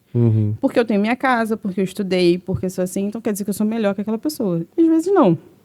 Né? Já trabalhei com muitos moradores de rua que dão de 10 e muitas pessoas que eu conheci na vida. Então, assim, não é uma regra, óbvio, né? Mas tem muitos desafios, não é um trabalho fácil. Não estou aqui para dizer que vamos escolher fazer isso, tem que ter preparo, tem que ter realmente cuidados que precisam ter. Dom, talvez, também, né? Tem que ter uma certa inclinação, o coração tem que estar inclinado para você fazer isso. Né? Não é uma coisa simples. Então, assim, já aconteceu da gente ter que, assim, abrir janela, atender prendendo a respiração, por causa do cheiro, dos riscos, né? Então, às vezes, a pessoa, por ela estar em situação de rua, o sistema imunológico dela está muito mais preparado para lidar com determinados tipos de doença que os nossos. Sim. E a gente está ali, a gente está abraçando, a gente está apertando a mão, a gente está convivendo. Tem a questão também, não sei se DST, deve ter também, Provavelmente né? tem. Quando a gente faz acolhimento, né, a Cristolândia tem esse protocolo, e ele é um protocolo que também tem na comunidade terapêutica do Instituto Assistencial Atitude, que é fazer teste rápido, sífilis, hepatite, HIV, qualquer posto de saúde faz, sai na hora o resultado. Porque aí a gente já encaminha para o serviço de saúde. Muitas pessoas descobrem que tem algum tipo de doença sexualmente transmitível no teste rápido para acolhimento, e aí começam a ser tratadas. Hoje a gente já consegue desmistificar muito vários tipos de doença. Então, sífilis, que até alguns anos atrás evoluía, atingia o sistema nervoso, comprometia a pessoa. Hoje, 3 bezetacil, né? Resolve um problema. O próprio vírus HIV, né? Ter o vírus não significa que a pessoa tem AIDS. A pessoa pode ter o vírus, ela vai fazer o acompanhamento com os antirretrovirais e vai ficar indetectável. Ela pode casar, ter filho, não tem nenhum problema, não transmitir mais. Porque ela fica indetectável. Não transmite mais? Não transmite. Mas tem que fazer o acompanhamento, a medicação a vida inteira. Periódica a vida inteira. Vai tomar o retroviral a vida inteira. Porque o retroviral é isso, assim, ele mantém o vírus... Inoculado. Exatamente, ele não sai. Agora, se a pessoa não faz o tratamento, o vírus se transforma na doença. Entendi. Que é a síndrome da imunodeficiência. Aí mata mesmo, Aí mata transmite, rápido, aquela coisa toda. É aquela doença que a gente vê na televisão. Nos anos 80 e tal. Era isso aí. Aham. Vai virar isso aí mesmo. E aí não vai... Mesmo que o retroviral entre, a pessoa já está doente. E aí é outra situação. Mas assim, muitas vezes a gente consegue fazer esse acompanhamento, consegue fazer esse trabalho ali e a pessoa consegue ter uma vida normal, mesmo tendo uma doença crônica. Uhum. Outros tratamentos também, né? Hipertensão, diabetes, vão começar ali nesse início. Então, Marcele, assim, pelo que o papo até aqui, que eu pude observar, é que você teve uma... Você vem de... Eu conheço um pouquinho da sua família, né? Você vem de uma família estruturada, Sim. é lar cristão e tudo mais. Você teve acesso a coisas que talvez a população, de modo geral, não tem, né? Pais casados a vida inteira, né? E tudo mais. Isso tudo e essa dinâmica também do teu estudo, o tempo inteiro estudando, trabalhando e estagiando, Caos. não sei o quê, e casando e construindo família, aquela coisa toda. Isso acabou assim, você acha que, tá analisando agora você, você acha que isso ajuda, que isso te ajudou de alguma forma a não se perder, a se manter ocupada, isso fez você trilhar um caminho. Sim. E que a população, essas populações que hoje estão na rua, adolescentes e tudo mais, isso faz a diferença? Muito, assim. Uma das coisas que eu sempre tento passar para os meus alunos, quando eu converso com eles, né, hoje eu dou aula, é sempre fazer com que eles entendam o seu lugar de privilégios, né? Nós estamos num lugar de privilégio. Eu estou num lugar de privilégio, exatamente por todos esses fatores que você falou. Então, eu tive uma família estruturada que me apoiou. Eu estava sempre aqui, a gente brincou no início, meu pai lá se metendo nos cursos. Mas isso é algo que muitas pessoas não têm, né? De ter um pai que acompanha para fazer uma matrícula, para fazer alguma coisa. Né? Minha mãe está preocupada porque eu estava descendo na mangueira, aquela coisa toda. Então, assim, era uma realidade muito específica de uma casa que eu vim e que é uma casa cristã também, que sempre passou valores que são muito importantes para a minha história, para a minha trajetória de vida. Então, eu vim de um lugar de privilégios. E apesar de terem coisas que me atravessam, então, assim, sempre tive que lidar com racismo. Meu pai é preto, minha mãe é branca. Então, esse é um atravessamento que eu sempre tive que lidar. Mas eu estou no lugar de privilégios à medida em que, por exemplo, a minha pele é mais clara do que a de outras mulheres. Sim. Então, não estou no mesmo lugar de que uma mulher preta retinta. Então, são coisas que, assim, a gente precisa reconhecer para entender. E aí, assim, tanto isso fez diferença para mim, que quando eu fui fazer o meu projeto do mestrado, a escolha de tema que eu fiz foi o impacto das relações proximais, ou seja, de quem a gente tem perto da gente, Sim. No uso de drogas. Porque, e aí realmente isso veio como resultado depois, né, de todo o processo de pesquisa, de que, assim, um ambiente familiar disfuncional, ele impacta diretamente e influencia no uso de drogas. Hoje a gente sabe que o uso de drogas ele é multifatorial. Você não tem uma causa, você não tem um motivo que faz aquela pessoa ser usuária. Startar para isso. Não tem. Cigarro. Não tem um Dizem que motivo. a porta de entrada para o negócio de cigarro você pode e tal. ter, mas tem gente que fuma 40 anos e nunca usou nenhum outro tipo de droga, só o cigarro. Entendi. Então, assim, ela pode sim, se você já é um usuário, ela pode servir sim como um gatilho para outras drogas mais fortes, despertar curiosidade, fazer tudo isso acontecer, isso é um fato. Mas não é o único motivo, né? Hoje a gente sabe assim, que dentro de curiosidade, dentro de uso de drogas, de outras drogas lícitas, para chegar nas ilícitas, tem um fator que é preponderante, que é para diminuir sentimentos desagradáveis. Então, a pessoa usa porque ela tem algum sentimento, algo que ela está sentindo que é desagradável, e ela usa a droga para atenuar esse sentimento. Então, se você vem de um ambiente disfuncional, sem essa orientação parental, sem os pais estarem próximos, sem ninguém, muito dificilmente você consegue lidar com esses sentimentos desagradáveis. E aí a adolescência, que é o período que mais as pessoas começam a usar, é o período de mais sentimentos desagradáveis que o sujeito tem na vida ali. Porque ele tem que lidar com o luto do corpo, porque não é mais uma criança, já é um adolescente. Então o corpo muda, a voz muda, né? Tudo ali está em transição. Muita cobrança. Muita cobrança, você não é mais criança, você tem que fazer isso, tem que fazer aquilo. Isso quando tem cobrança, às vezes é completamente negligenciado. Se cria sozinho. Deixa largado para lá. Então, assim, são vários fatores que fazem com que a pessoa se sinta desamparada, se sinta mal. Existe um comportamento o quê? Como assim? Que os pais precisam observar nesse momento? Tem muita coisa que a gente pode pensar sobre o que pode ser visto. Mas só que a adolescência era um período desafiador, porque às vezes tudo que eu te digo aqui, que é sinal de uso de droga, pode ser sinal de uma adolescência normal. Né? Então, assim, a pessoa tem labilidade emocional. Uma hora ela tá feliz, outra hora tá triste, outra hora tá com raiva. Todo adolescente tá assim. Né? Então, assim, aí tem uns que falam assim, o olho vermelho, voltou pra casa com o olho vermelho.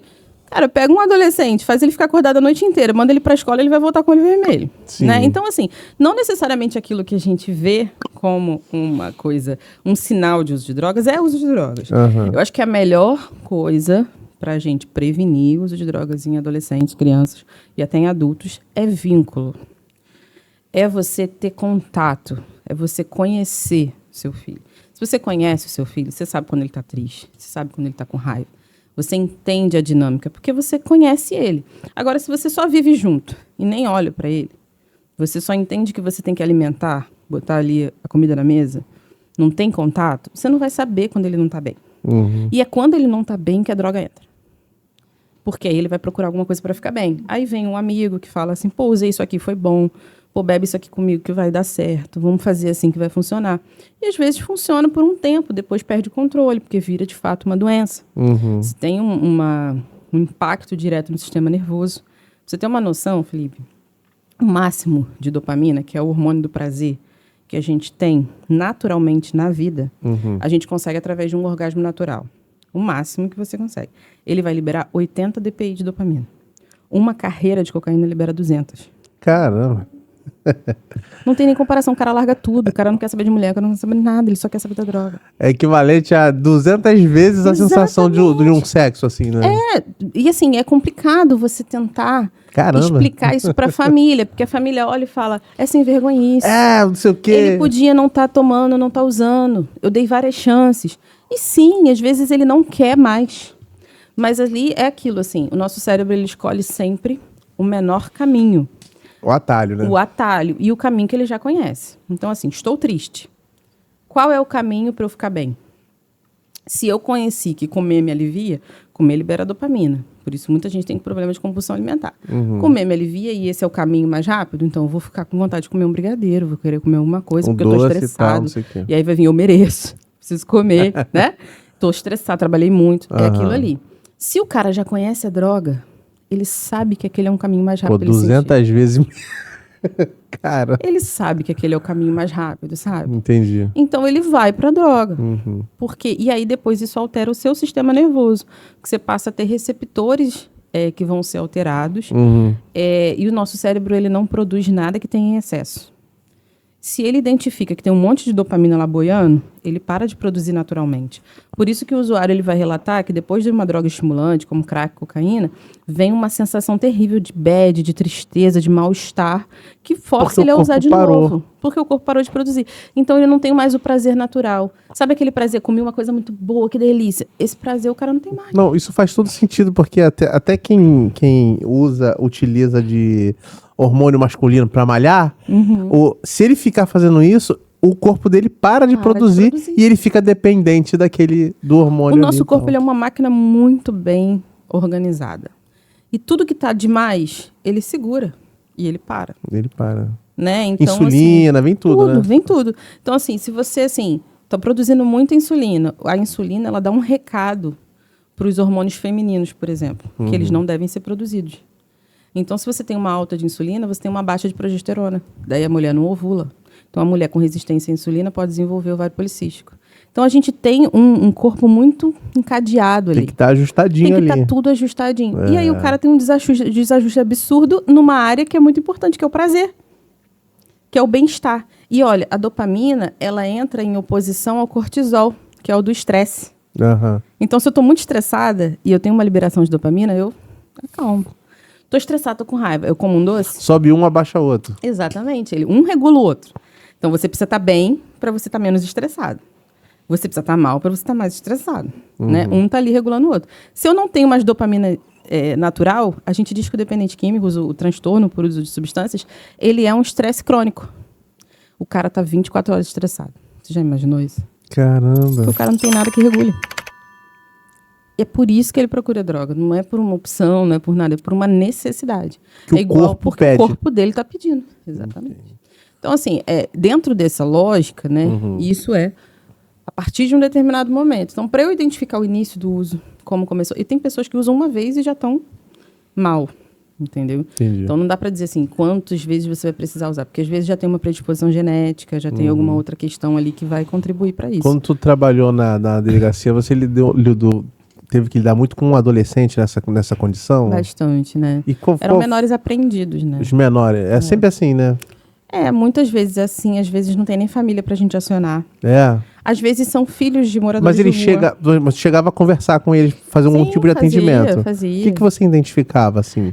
Em geral, eram pessoas assim, todos me chamavam de tia, então tinha uma coisa Você assim... tinha com 20...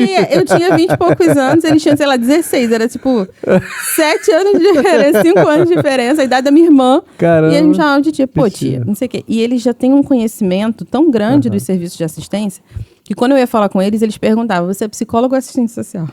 Ah, é? É. E os caras que sabiam... Sabe? Porque eles estão sempre sendo abordados. Entendi. E aí, quando eu falava psicólogo, ele falava, então tá bom. Porque ele relaxava e sabia que ele podia falar. Mas esses chegavam eles chegavam lá através de... Porque a polícia pegava usando. Às vezes pegava usando. Ou traficando. Às vezes não, às vezes só tava na rua. Correndo, aprontando, fazendo alguma coisa. Mas estava alto por causa do... E aí o pessoal percebia que estava alto, pegava. Às vezes um morador ligou, tem um garoto aqui no meu portão, me perturbando, não sei o quê. E aí Parava a polícia lá na tua mão lá. E aí a polícia não tinha pra onde levar. Então ela levava pra delegacia. E aí, na delegacia, o policial não tem o que fazer com ele. Não tem nenhum crime pra eu registrar. Ia pra tua Só sala. tava na rua. Né? E ficava ali no balcão comigo. Aí, tem pai, tem mãe, tem alguém pra eu te ligar. Porque só podia sair da delegacia se tivesse um responsável. Uma vez que chegou ali... E a gente necessariamente tinha que acionar o conselho tutelar, porque esse pai é responsável por essa criança que tá ali, né? E onde é que estava esse pai nessa hora? Isso até 18. Isso até 18. Depois de 18, ele era de fato preso. Aí já é crime. Aí não, aí depende. Depende do que ele estava fazendo. Depende Depende Mas do que ele chegava tava também fazendo. pós-18 pra você? Não, pra mim não chegava muito, né? Eu ficava... Porque, assim, chegou... pós 18, o policial O já delegado, pega você flagrante, resolve registro, lá, já vai, entendeu? Entendi. Às vezes não. Às vezes só dá um esculacho e mandava embora. Mas tu não entendeu? tava ali, tu lidava também com o negócio de casal, com não sei o quê? Também tinha isso também? Eu trabalhei os primeiros meses que eu trabalhei na DEAN, que é a Delegacia Especializada na Mulher Vítima de Violência. Então, era só casal. Que ali também, aqui na Cidade de Era Melo. perto do... era perto... Antigamente era ali perto do cemitério, né? É na perto Cidade de Melo. do Saiu colégio dali. ali, Marujos, não sei o quê. Então, tá. ela saiu dali. Foi quando ela saiu dali que eu fui pra 35. Tá. Ela foi pra 43DP, que é em Guaratiba. Caramba! Ela ficou no anexo ali da 43DP, porque a ideia era reformar ali. Tá Mas parado desde até que eu saí hoje. de lá, Para até hoje. nunca vi nenhuma reforma ali, não. Mas a ideia era essa, era ser reformado ali. E assim, era demais, assim. E aí é outro BO, né? Porque Outra a mulher, realidade. A mulher vítima de violência tem outras questões mais ligadas ali ao que faz ela permanecer naquele Mas relacionamento. tem a questão de usuário também? Em Tinha, algumas mas é vezes? bem menos. Bem menos. Bem menos, assim. A delegacia distrital, ela vai ver mais, porque ainda mais a 35, porque a 35, ela é uma central de flagrantes. Nem toda delegacia é central de flagrantes. Entendi. Entendeu? Então, depois de um determinado... Quando assim, o policial pegou em alguém em flagrante, estava roubando, estava fazendo alguma coisa. Isso. Ele tem que levar ele para uma central de flagrante, independente da central mais próxima. Então, por exemplo, a 36DP, que é a delegacia de Santa Cruz, ela não é central de flagrante. Então, se ele pegar algum caso em Santa Cruz, ele vai levar para 35. Caramba. Vai levar para Campo Grande. Entendi. Entendeu? Então, isso batia muito lá, porque era assim, pessoal na rua, tá na rua, e aí? O que vai fazer? Né? E aí chegava lá e a gente tinha que dar alguma alternativa. Essa questão de casais aparecia bastante. Flagrante, né? Agressão de e tal. violência, de Isso. agressão. E aí é preso na hora. A maioria é homem contra mulher, né? Mas tem de mulher também contra... É menos, mas... É bem menos, É bem mas menos. tem. Tem Existe, também casos de violência. Olha, ela me bateu. Tem tudo arranhado. muita, porque assim, a gente pega a Maria da Penha, né, que é a lei, Isso. e a gente leva muito para casais, Isso. mas ela é aplicada em qualquer relação É? familiar. Então, assim, pai e filho, Também? filho e pai. Maria da Então, Penha. às vezes, muitas mulheres eram presas porque agrediu mãe, porque agrediu o pai, às vezes pai idoso, né? Entendi. E aí o outro filho faz o registro e dá, minha irmã tá batendo na minha mãe. Aí tu chegava lá e você fazia o quê? Eu não fazia nada. Eu só pegava, recebia, fazia o cadastro no computador e passava para o policial que faria o registro de ocorrência. Não né? chegava a parar pra conversar? Quando era caso de flagrante, de central de flagrante, aí a gente nem recebia. O policial vai direto para o delegado para decidir qual vai ser o crime, como que vai ser, porque aí a audiência de custódia tem que ser logo, porque ele vai ficar preso, a pessoa vai ficar presa. Quando era DEAN, aí a gente tinha uma possibilidade maior de atendimento. Então, às vezes, tinha muito caso de abuso, que era registrado na delegacia da mulher. Sim. Então, assim, às vezes o policial pedia, tem como conversar, ela está muito abalada, está passando por uma situação, e a gente conversava para poder dar um direcionamento para além do registro, né? Porque você faz o registro para lidar com a questão criminal. Sim. Mas como é que fica a cabeça da mulher? Né? Como é que fica a questão de saúde? Sim. Porque às vezes foi um estupro, foi alguma coisa que aconteceu na rua. Então, como é que vai ficar essa questão de saúde? Tem que fazer lá o coquetel, tem que fazer uma série de procedimentos de saúde. E a gente que orientava, encaminhava, fazia todo esse trabalho inicial ali. Então, assim, a família é o grande celeiro da coisa toda, né? Ela é a chave do negócio, assim. Porque, assim, é na família que começam as violências domésticas. A pessoa vítima de violência doméstica, ela desenvolve uma propensão muito maior a ser uma pessoa que também comete violência. Então, um filho que veio de uma casa que o pai batia na mãe vai ter uma probabilidade maior de bater na sua esposa. Isso aí é estatística, tem pesquisa para falar isso pra gente. A mesma coisa acontece com o uso de drogas, né? Então, você tem ali fatores intrafamiliares, né? A gente não fala nunca de causa de uso de droga, a gente fala de fator de risco e fator de proteção. Então, existem fatores que aumentam o risco da pessoa usar. E aí, fatores de proteção. E a família está dos dois lados. Ela é tanto risco quanto proteção. Se a família for disfuncional, vai ser um risco. Se a família for acolhedora, se ela tiver vínculo com a criança, com o adolescente, ela vai ser proteção. Você acha que o uso desenfreado da internet hoje, monitorar a internet do filho, ajuda? É um passo positivo para os pais? Deixa eu só fazer um... Tá. É só para falar aqui, porque senão não pega, né? A Bianca colocou aqui, fez uma pergunta, se a utilização de internet, celular, tela, né? Vamos botar assim, né? Do adolescente e tudo mais, isso essa vigilância dos pais acerca disso ajuda, interfere? Como é que funciona? Então, primeiro a gente tem que partir do princípio que as redes sociais não são para crianças e adolescentes. Né? Mas as os redes pais sociais, estão lá e faz. Cara. Exatamente. Exatamente.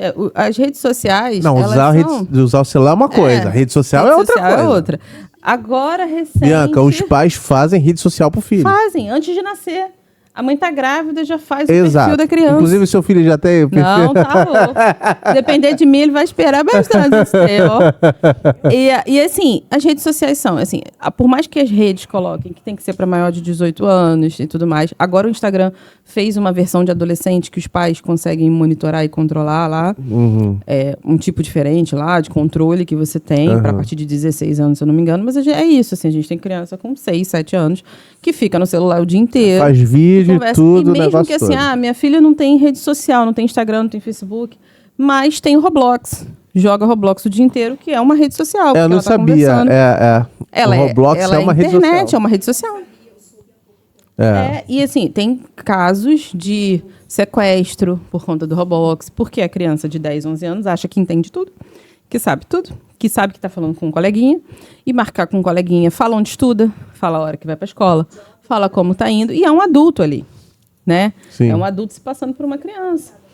Então, assim, tem uma série de jogos que tem chat, né? Que tem acesso à conversa. Sim, com então, certeza. não é só o monitoramento das redes sociais. Porque, às vezes, o pai, não, mas eu tenho a senha do Instagram do meu filho, eu tenho a senha do... Mas não é isso, né? E a gente sabe que, assim, a criança e o adolescente, ele tá 10 anos à frente da gente. Tranquilamente. Ele vai saber. E se você monitorar tudo, ele vai encontrar um jeito de fazer sem você ver. Porque é isso. Então, assim, eu acho que não é só o controle. Por isso que eu falei, é importante demais você ter o vínculo. Porque é aquilo, assim, se eu fico o dia inteiro com o celular na mão, o meu filho vai querer ficar o dia inteiro com o celular na mão. Vai reproduzir esse comportamento. Por mais que eu fale pra ele, é proibido ficar em tela, você só vai ter 2 horas por dia, ele vai olhar. Você tá 100%... Ele fica o dia inteiro e eu tenho que ficar 2 horas, entendeu? Sim. Então, assim, eu acho que todas essas questões geram muita confusão na cabeça da criança. Tudo aquilo que a gente fala, mas não faz, a criança liga um alerta. Então, vai ter um momento que eu vou poder fazer, se ele pode. Sim. Né? Então, assim, tem todas essas... Então, aí, na escola, ela vai ficar muito mais sedenta pelo celular dos colegas, ela vai falar através dos colegas. Agora, recentemente, surgiu aí o Dix, né? A história do Dix, vocês já ouviram falar? Não. Teve uma fofoca aí com o filho da Angélica, e aí estourou, e aí a bolha, e todo mundo descobriu o Dix. O que é o Dix? O Dix, ele é um perfil do Instagram, que ele é um perfil privado. Só que, assim, ele é um perfil privado de todo mundo. Então, o adolescente vai lá, ele tem o Instagram dele. Mesmo que seja um Instagram fechado lá e tudo mais. Ele faz um perfil secundário, que basicamente é para postar ele fazendo besteira. E ele só adiciona nesse perfil quem ele quer. Que são os coleguinhas que ele confia. Perfil privado. Perfil privado do privado, né? Aham. É o perfil lá secundário, sim. com um nome que não é o nome dele, né? Com uma fotinho de perfil que não é a fotinho dele, Aham. né? Que é exatamente para passar desapercebido pelo radar dos pais. Entendi. Então, se você clica lá na fotinha do Instagram do seu filho, tem a conta dele lá, mas tem uma outra bolinha embaixo com outro nome que você não conhece, aquele ali é o Dix do seu filho. Entendi. E aí, aquele Dix é o que tem a foto dele bebendo, a foto dele fazendo o que você não deixa ele fazer. Caramba. Aí o comentário lá aqui, ó, se minha mãe descobrir, e tá lá a selfie dele fazendo alguma besteira. Consegue acessar porque tá no privado? Tá, exatamente, é o perfil fechado e você nem sabe que é do teu filho. Porque é um perfil aleatório que aparece ali. Como ele usa o mesmo Wi-Fi que o seu, né? Vai aparecer ali, sabe aquelas fotos que você nem sabe de quem é? O que tá acontecendo ali? Aham. Pode ser o perfil do seu filho, o Dix do seu filho. E aí os adolescentes, e assim, pra minha surpresa, quando isso explodiu, né? Eu tenho um irmão de 19 anos, né? E aí a primeira coisa que eu falei, que Dix é esse? Aí meu irmão foi me explicar, Marcele, nem todo mundo tem, mas sempre vão te perguntar se você tem ou não tem o Dix. Caramba. E aí eu fiquei assim, em choque. Eu Que falei, loucura. como assim? Isso é normal entre eles. E essa treta só explodiu porque o filho da Angélica namorava uma blogueirinha dessas de TikTok, adolescente também. E como ele é o filho da Angélica, Aham. tudo que tá envolvido ali, né? É. Fica. E o perfil dele já é um perfil de Instagram privado, mas além desse perfil privado, ele tem o Dix dele. Ele tem o Dix dele. E aí uma outra menina, que é amiga lá dela, pediu o Dix dele. E ela, a garota, ficou revoltada. Tipo assim, né? Tá querendo roubar meu namorado, pedindo o Dix do meu namorado. E aí virou um assunto, a gente o que é Dix? O que é o Afinal de Dix? contas. É. Aí na minha cabeça eu pensei assim, deve ser uma outra rede social Outra nova. rede social, é. Criaram uma nova que os adolescentes estão usando. Depois que eu descobri que o Dix é um perfil privado dentro do Instagram. É um perfil do Instagram. É um perfil do Instagram normal, com outro nome. E aí eu fui conversar com um amigo meu que tem uma irmã adolescente. Bianca, você tem Dix? Eu sabia que existia. Então, você tá no mesmo mundo que eu, né? Um amigo meu que tem uma irmã adolescente, ele falou assim, eu descobri que a minha irmã tem um Dix, que o Dix dela é tal, e aí eu tô sempre vigiando porque eu vejo, porque ela não vai me aceitar, porque eu sou o irmão mais velho dela, ela sabe o que eu vou falar, mas eu sei que ela tem. Olha, você que é pai em casa tá aí. Dá uma olhada No perfil do Instagram do no seu filho. Dix dessa galera aí, que eu nem sabia que isso existia. Eu imagino o caos que não foi. Porque Presta eu acho que atenção, deve hein? ter muito pai que foi procurar. Eu acho que teve muito pai que foi procurar o Dix do filho, a partir disso deve ter se surpreendido com as coisas que descobriu que o filho faz. Porque é nesse Dix que é o privado do privado. Mas essa falta, como você falou, assim, é a falta de proximidade. Falta de proximidade. Se você tem um vínculo e o seu filho te conta tudo, ele não precisa fazer um perfil para esconder coisas de você. Então, se ele vive, se você tem relacionamento com ele... Amizade, né? Vamos supor assim, a gente sabe, a adolescência é uma fase complicada. Nem tudo os pais vão saber. Sai desse lugar de achar que você conhece tudo do seu filho, que você sabe tudo do seu filho. Pensa na sua adolescência. Você falava tudo pros seus pais? Então... Quase tudo. É óbvio. Quase tudo. É. Aqui, Você era um olha bom olha aí. adolescente. Eu aqui, ó. Enquanto as Por que pessoas que estavam eu- jogando pipa, eu estava orando e jejuando e meu navio. Engana que eu gosto. Olha isso, né? Deixa só. E assim, a gente não falava, então eles não vão ser diferentes. Sim. Mas quanto mais próximos você for, melhor. E também tem uma coisa que é um problema nosso, enquanto pai e mãe, que é o seguinte, se a gente descobre que tem alguma coisa que o filho tá fazendo, a gente pira. Então, assim, você descobre, você... Você tá maluco? E aí, ele nunca mais vai te falar mais nada. Qual é o recado? Né? Tenha Então- saúde emocional, procura um Exatamente, psicólogo. cara, se controla. Não, mas se controla, entendeu? Aham. Se você explodir, ele nunca mais vai te falar nada. Então tenha ciência disso. Então, assim, é igual eu já atendi um casal que levou o filho. E assim, os pais estavam desesperados. Porque era uma menina, acho que de 7... Você nesse negócio todo também já clinicou. Muito. E aí era uma menina de 7, 8 anos que os pais estavam desesperados. Porque a menina estava dizendo que estava namorando na escola. Oh, meu Deus do E aí os pais, céu. mas meu filho tá namorando, mas ela tem 7... O pai, ele tava assim... Saindo num do corpo, estado, Ele tava num estado assim de transe emocional. Porque eu acho que ele nunca imaginou, assim, que naquele momento ele ia ter que lidar com aquele problema, entendeu? Ele, tipo assim, eu esperava qualquer coisa, mas ela tem 7 anos e ela está namorando, tipo assim. E a mãe, calma, não é bem assim. Tipo assim, é um amiguinho, não é amiguinho. E era esse caos aí. E aí eu fui conversar com a menina. Pra menina eu perguntei, mas o que é namorar pra você? E ela falou assim, é a gente ficar sentado junto na escola. Então, a ideia de namoro com beijo, com relação íntima, é um namoro que está na nossa cabeça. Adulta. E que não, adulta, que não necessariamente está na cabeça da criança. É porque as crianças estão tão ativas. Não, óbvio que tem criança que faz muita besteira. Mas Tem assim, que as crianças na hoje em dia cabeça, estão tão a gente pra precisa frente. parar. Oh, meu Deus. Com muitas ideias. E às vezes, muito do que elas falam é reprodução do que a gente fala. Entendeu? Então, assim, já aconteceu também de eu atender uma criança, que a criança, ela é uma criança que tinha muito medo, que tinha muitas questões de medo, os pais também estavam preocupados, porque assim, poxa, já era para ela estar numa fase que ela fica bem sozinha dentro de um quarto, né? Criança de 7, 8 anos, e ela não conseguia, ficava muito nervosa, tinha que deixar com a avó, se a mãe fosse na padaria, mesmo tendo a avó no quintal, ela ficava nervosa. E aí a gente foi fazer esse trabalho de levantamento, e a menina foi, eu perguntei, né, por que você fica tão nervosa? O que você tem medo? Eu tenho medo de alguém entrar na minha casa e me estuprar. E eu fiquei, nossa. 7 anos, né? Aí acende logo, nossa cabeça adulta, aquele alerta. O que essa menina tá vivendo? O que ela tá vivenciando, né? né? O que tá acontecendo? E aí eu perguntei pra ela, mas o que é isso? Ela, alguém entrar e me bater muito. E aí, na entrevista com os pais, eu entendi que o lugar que eles moravam era um lugar relativamente de risco. Tinham medo de deixar o portão aberto. Então, provavelmente, ela ouviu alguém falando, não, vai deixar isso aqui aberto, vai entrar alguém, faz alguma coisa com essa menina, não sei o quê. Ficou com isso na cabeça e isso gerou nela esse medo. Então, às vezes, muito do que a gente acha que é, não é o que o nosso filho acha que é. Então, você ouviu isso. Eu iria entrar em crise, imagina. Minha filha chega falando um negócio desse. Doido. Você fica louco, você quer saber quem é que tá ali, quem que fez isso com você. Mas aí você senta e fala, mas o que é? E aí ela te explica, você fala, não, minha filha, não é isso. E aí você consegue esclarecer para ela, explicar o que ela está falando, e ela vai, tá, entendi. Então ela nunca mais vai usar aquele termo daquela forma. Sim. Agora, se eu explodo, se eu entro em crise, se eu quero levar ela para a escola junto comigo, vou descobrir quem é, vou fazer não sei o quê, ela nunca mais vai me falar nada. Porque ela acha que eu sou aquela figura que vai surtar sempre. Entendi. Entendeu? Então, acho que vale a pena a gente ter vínculo. Ter vínculo e ter esse autocontrole de não pensar que aquilo que a gente está pensando é o que a criança está pensando, é o que o adolescente está pensando. Conversar. É conversar. É sentar. Mas, assim, é conversar mesmo. Porque é ouvir. Porque o pai não consegue. O pai, que vamos você é? conversar. Vai. Pai, vamos conversar. Aí ele fala sozinho. Ele fala. Monólogo. Ouviu? É isso. E acabou a conversa. Acabou a conversa, entendeu? Acabou a conversa. Então, assim, é muito importante a gente realmente ter um diálogo e ouvir, né? E aí faz toda a diferença. Parar pra ouvir, né? Parar pra ouvir, né? Até antes de falar alguma coisa. Não, com certeza. Procurar entender, talvez, né? Isso, entender o lado dele, tentar se colocar naquele lugar. Pensa que se você fosse adolescente, e não pensa na sua adolescência, porque a nossa adolescência foi em outro tempo.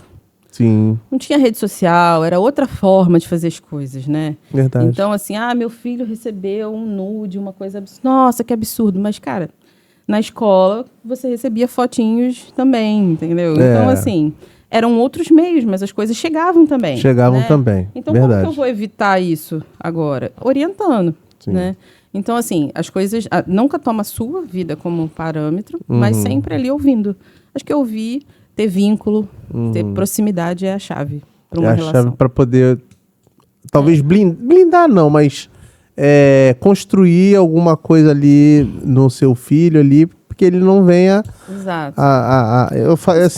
Eu tenho essa máxima, né? Se eu puder ser amigo do meu filho o máximo de tempo possível, melhor, porque as amizades, elas influenciam.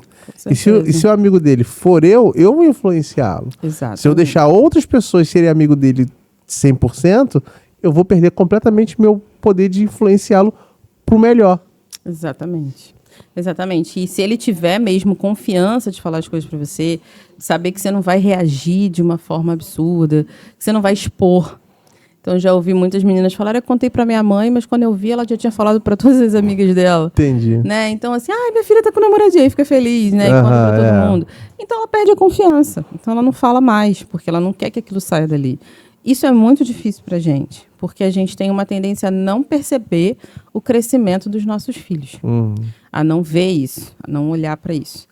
A gente acha que são sempre aquelas crianças ali que estão sempre precisando da nossa intervenção.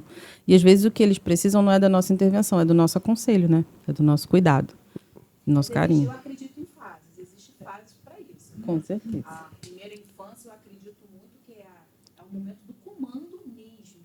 Eu tive problema na adolescência com meu filho, por isso que eu não consigo, eu tive muita dificuldade em virar a chave. É isso aí. Não é mais criança. Aí, como eu vi isso, eu passei para ele, agora você é assim. E a primeira infância, eu fui eduquei, porque realmente é comando. Você não é amigo do seu filho. Exato. E esse é um desafio, você não ser amigo o tempo todo, né? Você saber o momento de ser pai, o momento de ser amigo, né? A minha mãe fazia questão de dizer, eu não sou sua amiga. Não me trata como sua amiga. Ela falava isso pra tu? Não me trata como sua amiga. Isso você vê desde pequenininho, né? A gente convivendo, né, com a Aurora, é o que a Rebeca fala. Ela vai, por exemplo, comer aquilo que a gente vai dar. Então, por exemplo, se eu já desde o começo começar a dar fritura para Ela vai gostar. ela vai comer fritura. Se você começar a dar coisa, ela não vai comer açúcar, por exemplo. Na cabeça da Rebeca, ela não quer dar açúcar para ela. Sim. A avó, na cabeça da Rebeca. É igual a minha mãe. A minha mãe fala assim, mas só um danoninho. Vai morrer. Quando ela fala açúcar, não é coisas saudáveis, né? Você até pode substituir por outras coisas. Mas, enfim, realmente, você vai fazer com que, desde pequenininho, ela comece. Então, eu não como abóbora, não como, porque você também nunca deu abóbora. Exatamente. Então, você que escolhe aquilo. Exatamente. Que ela vai comer. A introdução alimentar é isso, assim, é a gente mostrando. E eu acho que esse exemplo da introdução alimentar é o exemplo que a gente pode carregar para a vida. Porque o que eu expuser ao meu filho vai ser o que ele vai viver depois. Então, se ele já está acostumado a essa vivência em casa, para ele não vai ser nada novo. Né? Da mesma forma que se eu expuser ele a outros princípios diferentes, ele também vai ter uma vivência diferente. A minha mãe fazia saquinhos de doce. Toda época de Cosme e Damião, ela fazia vários saquinhos de doce. E botava o plano da salvação. É mentira. Sério? Olha, a minha mãe era demais. E aí elas falavam assim, quando alguém te oferecer doce na escola, você fala, esse doce eu não como, mas eu te dou o doce de Jesus. E dá o doce, e ainda ensinava pra gente pregar. Sério? É sério, cara. Porque ela tinha uma visão assim, cara, eu acho muito ruim minha filha ser privada, porque ela é uma criança, e ela quer comer os doces que todas as outras crianças estão comendo. Você tem que explicar o porquê. Exatamente. Esse saquinho que você falou da sua mãe, a nossa igreja lá que a gente pastoreava, nós fizemos isso. Nós fizemos exatamente isso. Fizemos saquinhos de doces, oramos. Ali tinha o plano de salvação, né? E aí, quando você entregava, você deixava uma palavra. Isso aí. Né, com a criança e com os pais. Olha, esse aqui é um doce. Aí falava e tal. Então, é uma estratégia legal e que você realmente está falando. E ela dizia que isso era uma coisa da história dela, né? Que a mãe proibia ela de comer os doces, mas não tinha essa explicação, não tinha essa orientação. E ela também não tinha o doce para comer em casa. Então, ela tinha todos os amiguinhos comendo e ela não podia comer, né? Então, ia para comer. Então, assim, aí, ó, o que a minha mãe fez? Eu sempre comprava doce, sempre tinha doce em casa. Essas casas de doce, todas, a maioria é tudo. Todas não. Ela comprava, fazia os saquinhos e falava, agora você não pode reclamar que não tem doce, porque você tem o seu doce, né? Então, quando você levar para a escola e alguém te oferecer o doce dele, dá o seu. Né? Que aí o seu fala assim, o meu minha mãe orou. Minha mãe ainda falava assim, o meu minha mãe orou. Né? E aí fazia assim, porque é uma privação, né? A gente tem que entender que na cabeça da criança... De uma criança, né? É muito complicado. Todo mundo recebe um ovo, né, e tal. Por que você, pai, não faz um boa mãe, né? Faz um bolo de chocolate com bastante Faz alguma coisa. chocolate assim, né? E aí vai ser Páscoa, não tem nada a ver com ovo de Páscoa, mas na cabecinha das crianças, porque é isso. Todo mundo tá ganhando. Exatamente, entendeu? E aí eu vou ficar sem? O princípio a gente, né?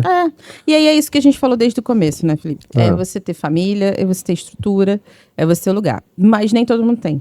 Isso. Então, sabendo que muitas vezes as pessoas não têm, as relações próximas às vezes dão conta disso. Então, não é só a família, você ter amigos, você ter pessoas próximas que vão te ajudar, rede de apoio. Você hoje tá nas Mensageiras? Tá São fazendo? das Mensageiras do Rei, Você sou tá líder das fazendo? Mensageiras. Isso. Sim. Você com as meninas ali, né? O Serginho foi pra... Ele chegou aí na embaixada, mas não sei se ele ficou, Não deu continuidade, né? Mas- Agora que ele vai ter um menino, talvez Vai ter que... ele volte pra embaixada. Você com as Mensageiras ali, a maioria das meninas ali os pais são aqui da igreja e tudo mais? Tem algumas que não são. não. Você a sente uma gente vê esse diferença? desafio mais nos meninos, né? Os meninos, tem muitos meninos que frequentam, porque os meninos, eles têm futebol no final de semana e tal. Então, tem muitos meninos que vêm através do futebol e eles acabam vindo para a embaixada. Então, a embaixada, ela é realmente uma ferramenta de evangelização para os meninos. Aham. Nas Mensageiras, a gente vê muitos filhos da igreja, mas você tem situações, assim, muito distintas. Às vezes que só a mãe é da igreja, ou só o pai é da igreja. A gente tem uma menina que só o pai é da igreja. E aí a gente tem um grupo de mães, né? E às vezes a mãe que está no grupo não é cristã. Então, para ela entender assim, vamos explicar o que é um pré-congresso. Vou fazer uma esgrima bíblica. Então, explicar para essa mãe é um pouco desafiador, né? Então, a gente tem esses desafios ali. Mas eu vejo as mensageiras. Eu fui mensageira, minha mãe foi mensageira. Então, eu vejo Sua as avó foi mensageiras. mensageira? Minha avó não era, né? Mas a minha mãe foi. Eu acho que, não sei se minha avó, quando era adolescente, já tinha mensageira. Mas, Esse negócio é antigo, é hein? antigo. A minha mãe, ela fez 75 anos, ano passado, as Mensageiras, a organização. Caramba. A minha mãe, ela foi mensageira, ela fala com todo orgulho que ela foi rainha, que ela foi não sei o quê. Tem aquele negócio todo, princesa, sei lá o que. Ela foi tudo. E aí, na minha época, já não era mais assim, mas eu também fui. E eu vejo a organização como uma organização que é essa, que às vezes dá conta desses princípios, né? Porque ela é para meninas de 9 até 16 anos. Hoje, assim, a gente tem aqui na igreja, graças a Deus, uma liderança que tem várias meninas. A gente tem 2 meninas, a Nicole e a Sofia, que foram mensageiras a vida toda e que hoje uma delas já é jovem, a outra é adolescente, e elas são extremamente envolvidas com a organização, elas não faltam, elas dão conta. Às vezes, é uma semana que tem alguma questão, que eu tenho algum exame, que a Maria Isabel, que é outra líder, também tem uma filha pequena, tem alguma questão, e elas dão conta, assim, elas vão lá, elas treinam as meninas para fazer as coisas, é bem legal. Então, assim, você vê que é uma reprodução mesmo, né? Então, são meninas de 16, 18 anos que estão ali realmente empenhadas em passar essa mensagem. E isso só é possível porque elas também foram mensageiras. Então, assim, é uma organização que realmente está preocupada com consolidar esses princípios na cabeça dessas meninas. Mesmo que em algum momento elas venham a se afastar, isso nunca vai se perder, né? Tá lá isso dentro. está ali, está plantada aquela semente e em potencial um dia ela pode crescer e dar frutos. Como é que tá a mente dessas meninas? Olha, das adolescentes está um pouco mais difícil, né? Porque adolescência é adolescência, né? É verdade. E elas têm, assim, aqui na igreja a gente tem os adolescentes bem presentes, né? Então, Atuantes ali, atuantes, e elas são muito atuantes, né? Elas participam das atividades e tudo mais. Mas elas têm todas as questões... Adolescênticas. Tem, de transição, de corpo, de mudança, né? Então, tem meninas que, quando eu entrei nas Mensageiras, eram muito crianças, e hoje que você olha, gente, quanto tempo eu dormi, né? Porque a menina tá ali com o corpo toda bonita, toda arrumada, vem maquiada. Eu falo, isso não é para as Mensageiras, né? Ela não tá arrumada assim para vir, para olhar para as outras meninas, né? E acontece que a reunião dos embaixadores é do mesmo dia da reunião das Mensageiras, né? Que é também um culto de quarta-feira. Então, Quarta-feira. Muitas questões ali. Então, assim, é legal ver essa transição, ver elas amadurecendo e ver a diferença que faz de você amadurecer estando na igreja, tendo esse acompanhamento, mesmo que nem todas tenham pai e mãe ou uma família estruturada. Tem muitas que vêm de lares com pais separados e tudo mais. Então, mesmo que nem todas tenham, a gente tem ali uma estrutura bem legal. Você, quando estava clinicando, atendendo, você atendia mais pessoal da igreja, pessoal de fora? No Como é que era? início, quando eu comecei, tinha muita gente da igreja, porque era indicação, né? Sim. E tem uma crença dentro da igreja de que psicólogo tem que ser crente. Tem uma coisa na cabeça das pessoas. Como é que você enxerga isso? Eu pergunto uma coisa assim, muito simples para a pessoa. Quando você vai no dentista, você pergunta se ele é crente. Quando você vai no seu ginecologista, Mas o dentista mexe com o dente, não mexe com a mente. Então, mas é essa ideia que as pessoas têm. Mas tem uma Só diferença. que a psicologia é técnica. Tipo assim, eu não quero saber se o meu mecânico é cristão. Então- Ele vai mexer no meu carro, pô. Pois é, mas o teu Meu carro, ele é um ser inanimado ali e tudo mas mais. só que o teu né? carro te leva a tua família para todos os lugares. Se o teu carro bater, mata todo mundo. Sim, mas tipo assim, imagina, eu não sei, vamos lá, você que é psicólogo.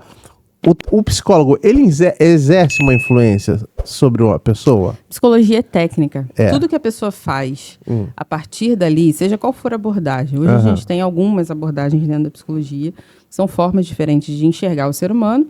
E a partir dessa forma, as técnicas que são criadas para intervenção também vão ser diferentes. E aí, existem várias formas diferentes de você pensar o ser humano. Mas todas elas estão baseadas em técnicas. E essas técnicas, elas levam em consideração uma dimensão ativa do sujeito. Ou seja, se o sujeito não quiser melhorar, não quiser mudar, não tem psicólogo que faça milagre. É a mesma coisa que você vai no médico, ele te passa um remédio, você não toma o remédio e quer ficar bom. Não vai ficar. Tem coisas que vão depender da pessoa. Então, o psicólogo, ele não tem esse papel, assim, de bola de cristal, de adivinhar o que a pessoa está sentindo, o que está fazendo. Ele parte do que a pessoa diz, do que ela traz para ele. E é a mesma coisa. Olha, eu vou numa emergência médica. Se eu estou com febre, mas aí eu falo para o meu médico que não estou com febre, ele vai passar o remédio, ele vai chegar a um diagnóstico a partir dos sintomas que eu dei. Se eu mentir os sintomas, ele vai chegar no diagnóstico errado. Entendi. A mesma coisa acontece com o psicólogo. Se eu não for sincera, se eu não tiver aberta aquele processo, se eu não tiver afim de fazer terapia, e eu acho que isso acontece muito, assim, tem muito pai que leva o filho para fazer terapia achando que vai resolver o problema. Tem muita mulher que entrava em contato comigo porque queria terapia pro marido. Sério? Muitas. Eu quero Doutora, marcar eu vim pro meu aqui pra namorado. você tratar ele. Exatamente. E aí eu falava assim, quantos anos ele tem? A primeira pergunta que eu fazia. 45. Aí eu falava assim, então pede pra ele entrar em contato comigo, né? Se ele quiser interesse. Às vezes a mulher ficava tão em cima que o cara entrava em contato. Não, é que minha mulher falou que eu tenho que fazer terapia. Né? E aí eu falava assim, olha, mas você quer fazer? Isso é uma coisa que você está disponível para fazer? Porque você vai ser uma vez na semana, 1 hora por dia, tem um custo, e vai ser para você se entender, para você entender suas questões. Né? Geralmente, quando a gente busca terapia, é porque a gente está disposto a entender. Se você não está disposto, não é a sua mulher querer, não vai fazer a diferença. Alguns casos, a pessoa ia adiante, começava e até... Gostava. Gostava. E aí, aí a mulher já não queria mais que fizesse. Porque aí, durante o processo, às vezes, ele podia identificar que o problema era ela, né? Não ele. Né? Então, assim, às vezes é esse o processo, é você se reconhecer, você se entender.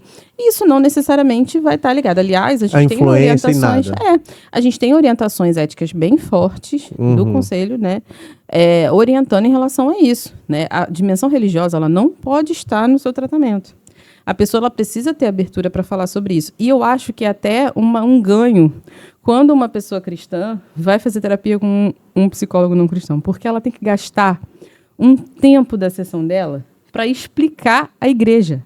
Ah, é? Porque quando eu faço análise até hoje, né? E a minha psicóloga não era cristã. Ah, você faz? Meu psicólogo. E a minha psicóloga... Você tem todas as técnicas, cara. Não é ruim. Todo psicólogo precisa de terapia. Pô, você não pode assim, não. Peraí, eu tô sentindo isso. Deixa eu fazer isso aqui. E o médico, quando tenta se tratar da ruim, o psicólogo não tenta se tratar da ruim também. E aí eu lembro que eu gastava um tempo para explicar para ela o funcionamento da junta. Não, mas é uma organização missionária, mas assim, e ela é pastor, e aí eu ia falar de uma reunião, aí no final a gente orou, e aí ela ficava assim, tipo assim, mas não era uma reunião para falar de um documento, e aí eu ficava eu gastava um tempo para explicar, não, é porque a gente acredita que Deus e não sei o quê, então eu gastava um tempo, e o falar sobre isso me fazia ouvir isso. Muitas vezes a gente não ouve o que a gente acredita. E aí, por isso, a gente também não tem facilidade de viver. E aí eu ouvia, e aí eu começava a ver os problemas, mas eu também via as soluções. E eu via a maneira que muitas vezes lidavam, que eu falava assim, poxa, realmente isso funcionava. E às vezes ela se surpreendia, eu falava, nossa, que legal, né? Que visão diferente, né? E aí isso me surpreendia, porque eu sempre via as pessoas batendo, naquilo que a gente fazia. E quando eu via alguém e eu explicava e a pessoa falava que legal, eu falava que é legal mesmo. Realmente é legal, né? E aí eu ficava assim, e aquilo era um exercício Mas pra mim. psicólogo dá conselho? Não dá. Existe uma... Não deve. Não dá. Não, Porque não nas deve. técnicas, né? A gente tem Não dá, várias não técnicas. sei. Não, então. A gente tem várias técnicas. Um psicólogo chamado Carl Rogers, ele pensou a abordagem não diretiva para a psicologia. O que é isso? Significa? Ele lançou um livro chamado Aconselhamento Psicológico. Não sei se vocês já viram aqueles filmes americanos, que tem aquela figura na escola, que fica falando e dando orientação de profissão, de não sei o quê. Ah, sim. Não tem sim. sempre uma figura Tem. um Americana, orientador. verdade. Então, porque nos Estados Unidos, as formações superiores, elas são um pouco diferentes das nossas. A gente escolhe o curso que a gente vai fazer antes da gente entrar na faculdade. E a gente só faz matérias daquele curso. Lá, você escolhe meio que um eixo temático e a depender da quantidade de matérias que você faz daquele curso, você se forma naquilo. Entendi. Então, você pode ter um profissional de psicologia que fez vários cursos de arte, por exemplo, várias matérias de arte, né? E isso tá tudo bem, porque faz parte ali daquela grade, ele tem que ter um mínimo para ele ser psicólogo. E aí tem a formação em conselheiro, né, que é uma formação que tem muitas matérias de psicologia, mas que não necessariamente é um psicólogo.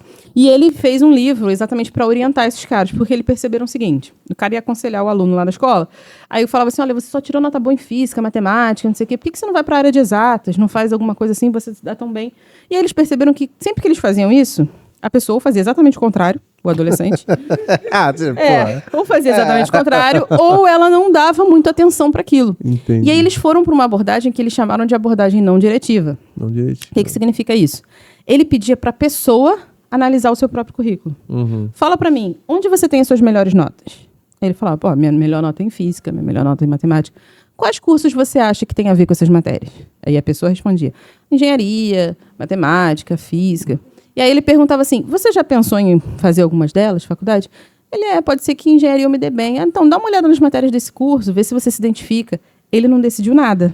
Entendi. Ele não aconselhou nada. A pessoa percebeu, a pessoa direcionou e ela escolheu. Então, E aí é uma o abordagem psicólogo... diretiva. Então, o psicólogo direciona.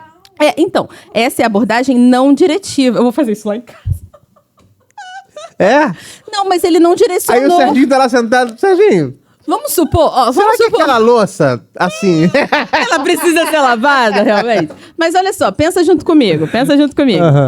E se ele tivesse, na hora que ele falou isso, ao invés de ele ter olhado física, matemática, não sei o quê, ele tivesse falado o seguinte, olha, as minhas melhores notas são em física, mas eu gostei muito mais de fazer português. E aí ele ia falar assim, você gostou? Você se sentiu bem? Me senti bem. Então é isso. Então, assim, ele não necessariamente... Porque eu aqui, podia querer que ele fosse para aquilo que ele foi melhor. Mas ele, na escolha dele, percebeu que ele era melhor, mas quis fazer outra coisa. Entendi.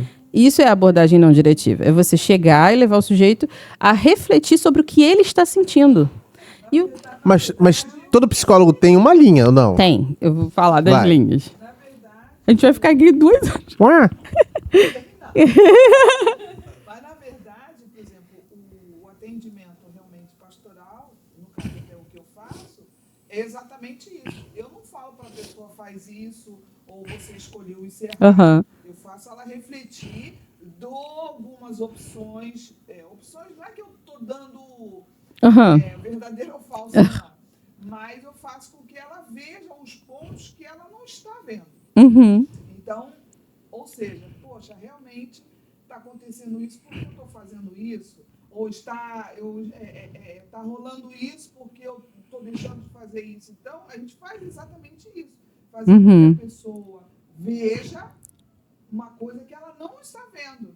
A gente aqui do lado de fora está observando até pela história que ela está contando. Então, olha só, veja bem, tal. Então, é exatamente isso. Você não tem que dar resposta para a pessoa, você não tem que falar, faça isso. Realmente, você vai fazer com que a pessoa reflita. Porque é muito fácil falar, faz isso, e aí? Aí vai, da outra vez, quando vier, fala assim, mas eu fiz e não deu certo. Exatamente. Você é culpado. Aí faz igual o Exato. médico. Fez e não deu certo? Então troca o remédio.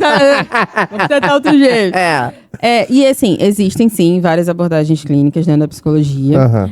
Mas existem 4 linhas principais de pensamento. Na verdade, 3, porque a quarta ela tá dentro de uma A terceira. gente tá falando com a professora, tá? De psicologia. Ela dá aula de psicologia pra psicólogos aí. Então, são 3. Psicólogos de... Como é que é? Chat GPT agora. Ai, Deus. Eu ensinei, ó, meus alunos que estão ouvindo isso sabem que eu ensinei a fazer referência de ChatGPT. Quem quiser pode usar o ChatGPT, pode usar a inteligência artificial, mas tem que saber usar direito. Da maneira Se fizer mal feito, né? Então, a gente tem... 3 linhas. 3 você falou. linhas de pensamento. A gente tem a psicanálise, que foi uma das primeiras, uma das mais consolidadas, né? Porque ela começa lá Que com não é Freud. nenhum curso mais de... Você tem como fazer formações, tendo um nível superior em qualquer área, você pode fazer uma formação independente de psicanálise, você não Sem precisa ser ser- psicólogo. Exato. Mas aí você não vai ter a validação do conselho, né? Sim. Você não tem esse Mas pode respaldo todo. consultar. Você pode fazer o trabalho clínico, Isso, exatamente. Tem muitos cursos de psicanálise hoje, cursos muito bons e outros nem tanto, mas Aham. existem vários cursos.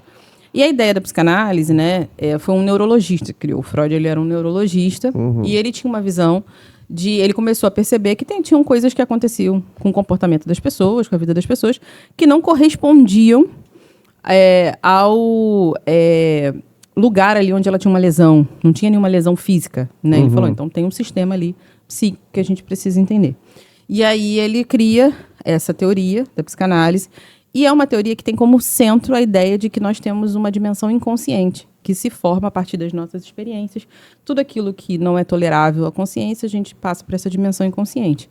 E essa dimensão, de certa maneira, através dos nossos conflitos, influencia as nossas escolhas, as nossas decisões no dia a dia. Então, o trabalho do psicólogo nesse sentido seria trazer à tona esses conteúdos inconscientes e ajudar a fortalecer o ego, que é essa dimensão ali, desde o início, para poder lidar com essas pulsões, né, que vêm do inconsciente.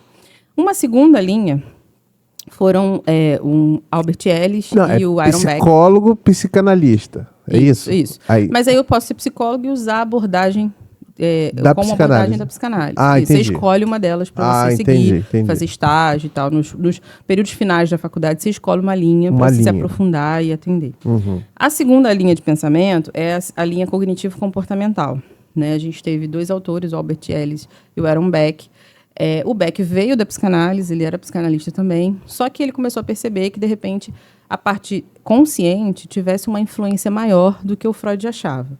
E aí ele se uniu com as ideias do comportamentalismo, que eram as ideias de que quando a gente tem um estímulo, a gente tem uma resposta, as ideias de treinamento de habilidades. E o central dessa linha é a ideia de que você tem pensamentos que influenciam o seu comportamento. Você tem comportamentos que influenciam o seu pensamento. Então, se eu conseguir modificar o pensamento, eu vou modificar o comportamento. Se eu conseguir modificar o comportamento, eu mudo o pensamento. Então, essa basicamente é a linha.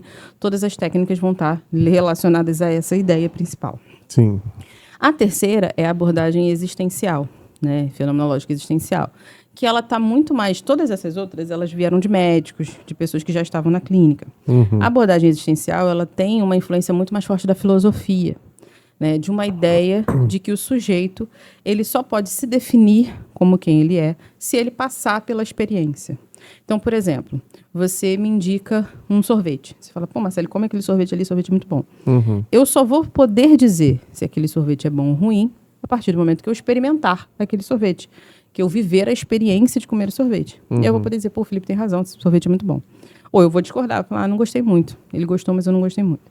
Então, ele vai dizer, a gente só vai conseguir se definir se a gente passar pela experiência. Pela experiência. E a experiência, a vivência, né, a nossa existência, ela é um fluxo contínuo. Você não para de viver, né? Você só para de viver quando você morre. Então, você nasce e morre, e ao longo dessa existência você vive um fluxo ali.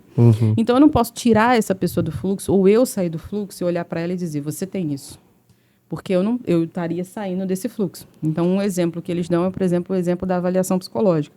Que você pega uma criança, pega um adolescente, um adulto, bota dentro de um consultório e faz ele fazer uma série de testes, uma série de perguntas de exame, e você está analisando aquele sujeito fora da existência dele. Então, você analisa inteligência a partir de meia dúzia de imagens que você mostra, a partir de meia dúzia de perguntas que você faz. Teste de QI, esse tipo Exatamente. de coisa. Todos os testes psicológicos são vários. E aí você faz isso, mas você está tirando ele da existência dele. Porque, de repente, ali, ele vai mal naquele teste pela forma como o teste foi construído. Mas no dia a dia, na vida dele, na escola, fazendo um exercício, fazendo uma atividade, ele vai bem.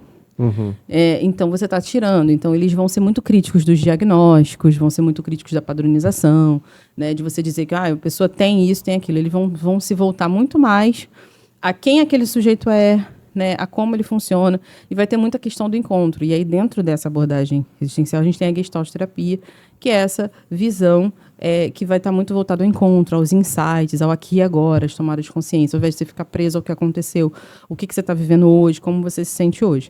Essa é a abordagem existencial. E aí, o psicólogo, ao longo do curso, ele vai estudar as técnicas e as teorias de todas as abordagens. E, num dado momento, ele vai escolher uma para ele se aprofundar e aprender as técnicas que cada uma dessas abordagens traz. Porque dentro de cada visão dessa, você tem vários tipos diferentes. Então, assim, você tem várias psicanálises dentro da psicanálise. Sim. Você tem várias terapias Várias correntes, várias assim. correntes. Então, você tem a psicanálise lacaniana, que foi um autor que pensou. Lacaio. Lacan era um autor que é bem mais difícil, bem mais complicado. E tem uma outra psicanálise, que é a psicanálise da escola inglesa, que foram os autores ingleses que pensaram. Você tem você tem correntes da América Latina, né? Visões institucionais, análise institucional. Tudo isso dentro da E psicanálise. você escolheu qual? Psicanálise. Psicanálise? Eu Tu gosto gostou de mais? Foi. Mas mais freudiana, como é que foi? Da escola inglesa, eu gosto mais da escola inglesa. Foi muito por influência do estágio que eu fiz, né? Eu fiz um estágio no hospital, aquele que eu te falei no início, e a professora que era coordenada No hospital de negócio de... Que é? no Pedernest, lá na unidade de Na área de psiquiatria. psiquiatria. Isso, a professora, ela trabalhava com essa linha, né? Então ela apresentou muitos textos, muitos autores, que me fez me interessar muito mais. No curso, eu já tinha um interesse grande por psicanálise. Apesar de eu gostar muito da estrutura da TCC, porque ela é muito mais estruturada, no sentido de ter fichas e coisas assim, para preencher, né? Eu gosto de papel. E aí eu me seduzia um pouco pela organização da TCC, mas eu gostava muito da ideia central da psicanálise. Então, eu acabei indo para psicanálise e eu vi que dava para ser estruturado na psicanálise também. E aí, eu fui mais para essa escola inglesa, que são esses autores. Então, você tem alguns autores importantes. E aí, eu escolhi, dentro disso ainda, trabalhar com uma abordagem da psicoterapia breve, que é uma vertente dessas escolas que trabalha numa visão, assim, muito mais focada numa demanda, um tempo de atendimento, né, para ter resultados ali mais efetivos, assim. Então, na minha opinião, dá conta ali do que eu... Porque Agora... eu fui para instituições, né? Então, eu precisava de coisas que fossem mais focadas. Porque, às vezes, o sujeito estava ali uma semana, na outra semana ele não estava mais. Sim, então, sim. cada atendimento... uma coisa mais pontual ali. E cada atendimento precisava fazer sentido, precisava ter um início, meio e fim. Então, não dava para eu pensar numa continuidade, vou fazer semana que vem, né? Agora, a pergunta. Tu consegue fazer isso em casa com seu marido? Claro que não. Não funciona. Nada? Zero? Não funciona. Nem dá assim um... Ele percebe. Vou fazer um... Ele fala assim, ele manda assim... Ele manda assim, não sou seu paciente. Sério? Nem tenta. Ele fala assim, nem tenta. Não, no início, quando a gente namorava, ele já falava, para de me analisar. Para de me analisar. Ele percebia? Ele percebe. E porque assim, a gente começou Tua a namorar mãe, teu muito pai, cedo. como é que é? Eu desisti dele já. Já? Tem irmão? Tem Já irmão? tentei. Pô. Meu irmão eu levo. Meus irmãos eu consegui. Tu consegue? Consegui plantar a sementinha da terapia.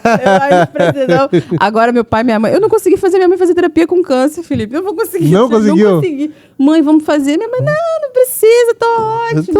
Gente... Jesus vai me levar. Ora e lê a Bíblia todo dia. Isso aí. E ela encarou toda a doença de uma forma muito positiva. Não, tua mãe, com A certeza. gente tava assim, destruidaço. E ela eu e minha ali? irmã chorando, sofrendo. E a minha mãe, calma, gente, que isso? Tipo assim, né? A gente foi pro hospital, minha mãe foi fazer uma mastectomia total, Felipe. Assim, eu e minha irmã destruídas, assim, porque a gente é mulher, né? Sim, Caraca, então. vai tirar tudo. Até a axila, meu Deus. Tira todo, tira os Tirou dois? um só. Um só. Mas era uma cirurgia muito invasiva, né? Um negócio muito pesado. Muito agressivo. Eu e minha irmã... Mutila muito, né? Mutila a mulher, exatamente. Era tão mutilada que, assim, o braço não pode pegar calor e ela é proibida de fazer unha pra sempre. E aquele negócio... Sério? Porque qualquer bife, qualquer coisa. Porta de entrada, né? Porque ela tirou os linfonodos da axila. Então, não tem mais que filtre o que passa pelo braço. Então, um bife pode virar uma gangrena, né? Então, ela não pode mais fazer É só pintar por cima e tudo mais. Então, assim, pra gente era assim, tudo de uma violência. E aí, uma noite ficou eu com a minha mãe no hospital, e na outra noite ficou minha irmã. Aham. E vocês? Aí a gente já chegou, eu cheguei assim, eu tava destruída, né? Pô, minha mãe ia fazer uma cirurgia e tal. Aí era uma enfermaria, outra moça também, muito mal. E a minha mãe, alegrinha, toda feliz. Aí quando chegou de manhã, a moça veio chamar minha mãe e falou, como a senhora é diabética, a senhora vai primeiro, porque a senhora não pode ficar muito tempo sem comer, não sei o quê. Minha mãe começou a bater palma e comemorar, filho. Vou rápido, não E vou você, ficar com fome. aí você pensando assim, eu tenho que sair daqui pra minha psicóloga. Assim, exatamente. Eu falei, gente, qual o problema que tá acontecendo aqui? Minha mãe tá feliz, cara. Aí eu saí, eu falei, olha, Gabi, minha irmã entrou, eu falei, ó, Gabi, é contigo aí, porque ela já tinha operado. E eu falei assim, cara, eu não tô entendendo, minha mãe tá rindo, tá brincando. A minha mãe saiu, quando ela acordou da anestesia, ela olhou assim e falou assim, tirou os 2? Eu falei, não, mãe, tirou um só. Ela, poxa. Eu falei, mãe, pelo amor de Deus. Era assim, sabe, era nesse nível, assim, o processo todo ela encarou de uma forma muito positiva. Mesmo nas sessões de quimioterapia, que ela ficou muito mal, foi muito debilitada. Minha mãe odeia comer legume, né? Minha mãe é dessa. Então, assim, ela teve que comer um monte de coisa que ela não gostava, fazer coisas que ela não gostava. Então, assim, eu acho que foi um processo muito doloroso e eu achava que se ela fizesse terapia ia ajudar muito. E não Mas ela adiantou. não quis fazer, então... Se ela não quis fazer, eu falei, tudo bem. Meu pai também. Meu pai tem muita dificuldade de aceitar. Meu pai tem o maior orgulho do mundo. Onde ele vai, ele fala, minha filha é psicóloga. Eu tenho uma filha psicóloga, outra professora. Enche a boca pra falar. Mas vai falar se ele vai fazer terapia. Não vai, não. Não vai. Não vai. Agora, ganhei meus irmãos, ganhei meu marido. Todo mundo foi convertido à terapia. E todo mundo faz, assim, óbvio que não é contínuo, né? Eles têm ali suas fases, aí faz durante um tempo. E também não precisa ser, a gente tem uma ideia muito distorcida de que terapia tem que ser pro resto da vida. Não precisa, assim. São questões pontuais que às vezes você precisa de um suporte e aí o profissional pode te ajudar. Você acha que os pais que estão vivendo algum tipo de problema, de dificuldade com um filho adolescente, que sentiu que perdeu o filho ali para alguma situação, você acha que uma terapia pode ajudar? Bastante, assim. Até para o filho se recolocar. Tem as terapias de família, que são terapias em grupo, né? Tem as terapias individuais, que também beneficiam muito, as terapias de casal. Então, assim, muitas formas de fazer terapia, mas, assim, se uma das pessoas da família já se dispuser a fazer, ela já vai mudar a visão dela e, de repente, ela já vai conseguir que outras pessoas já se beneficiem. Então, mesmo que você tá ali, eu queria muito que meu marido fizesse terapia, eu queria muito que meu filho fizesse. Mas, de repente, eles não aceitam, eles não querem. Faz eu acho você. que não faz você, exatamente. Melhora você, a sua visão de mundo. De repente, o que você fizer vai ajudar ali Já naquele ajudar processo. em alguma questão. E eu sempre falo isso, assim, eu acho que a psicoterapia, ela beneficia muito todo mundo. É um tratamento de saúde mental. Então, o psicólogo, ele é um profissional de saúde, né? Então, a gente já sabe que tem uma interação muito forte entre mente e corpo. É o médico da mente. É isso aí, né? E se a gente for pensar na palavra de Deus, lá em 2 Tessalonicenses 5:23, fala que a gente deve manter irrepreensível corpo, alma e espírito. O apóstolo Paulo, ele estabelece a tricotomia. Nós somos corpo, nós somos alma e nós somos espírito. Então, o corpo a gente não tem dificuldade de tratar. Você está com uma dor, você vai no médico. Você não pensa 2 vezes, né? Agora, quando a gente está falando da alma, aí é um desafio.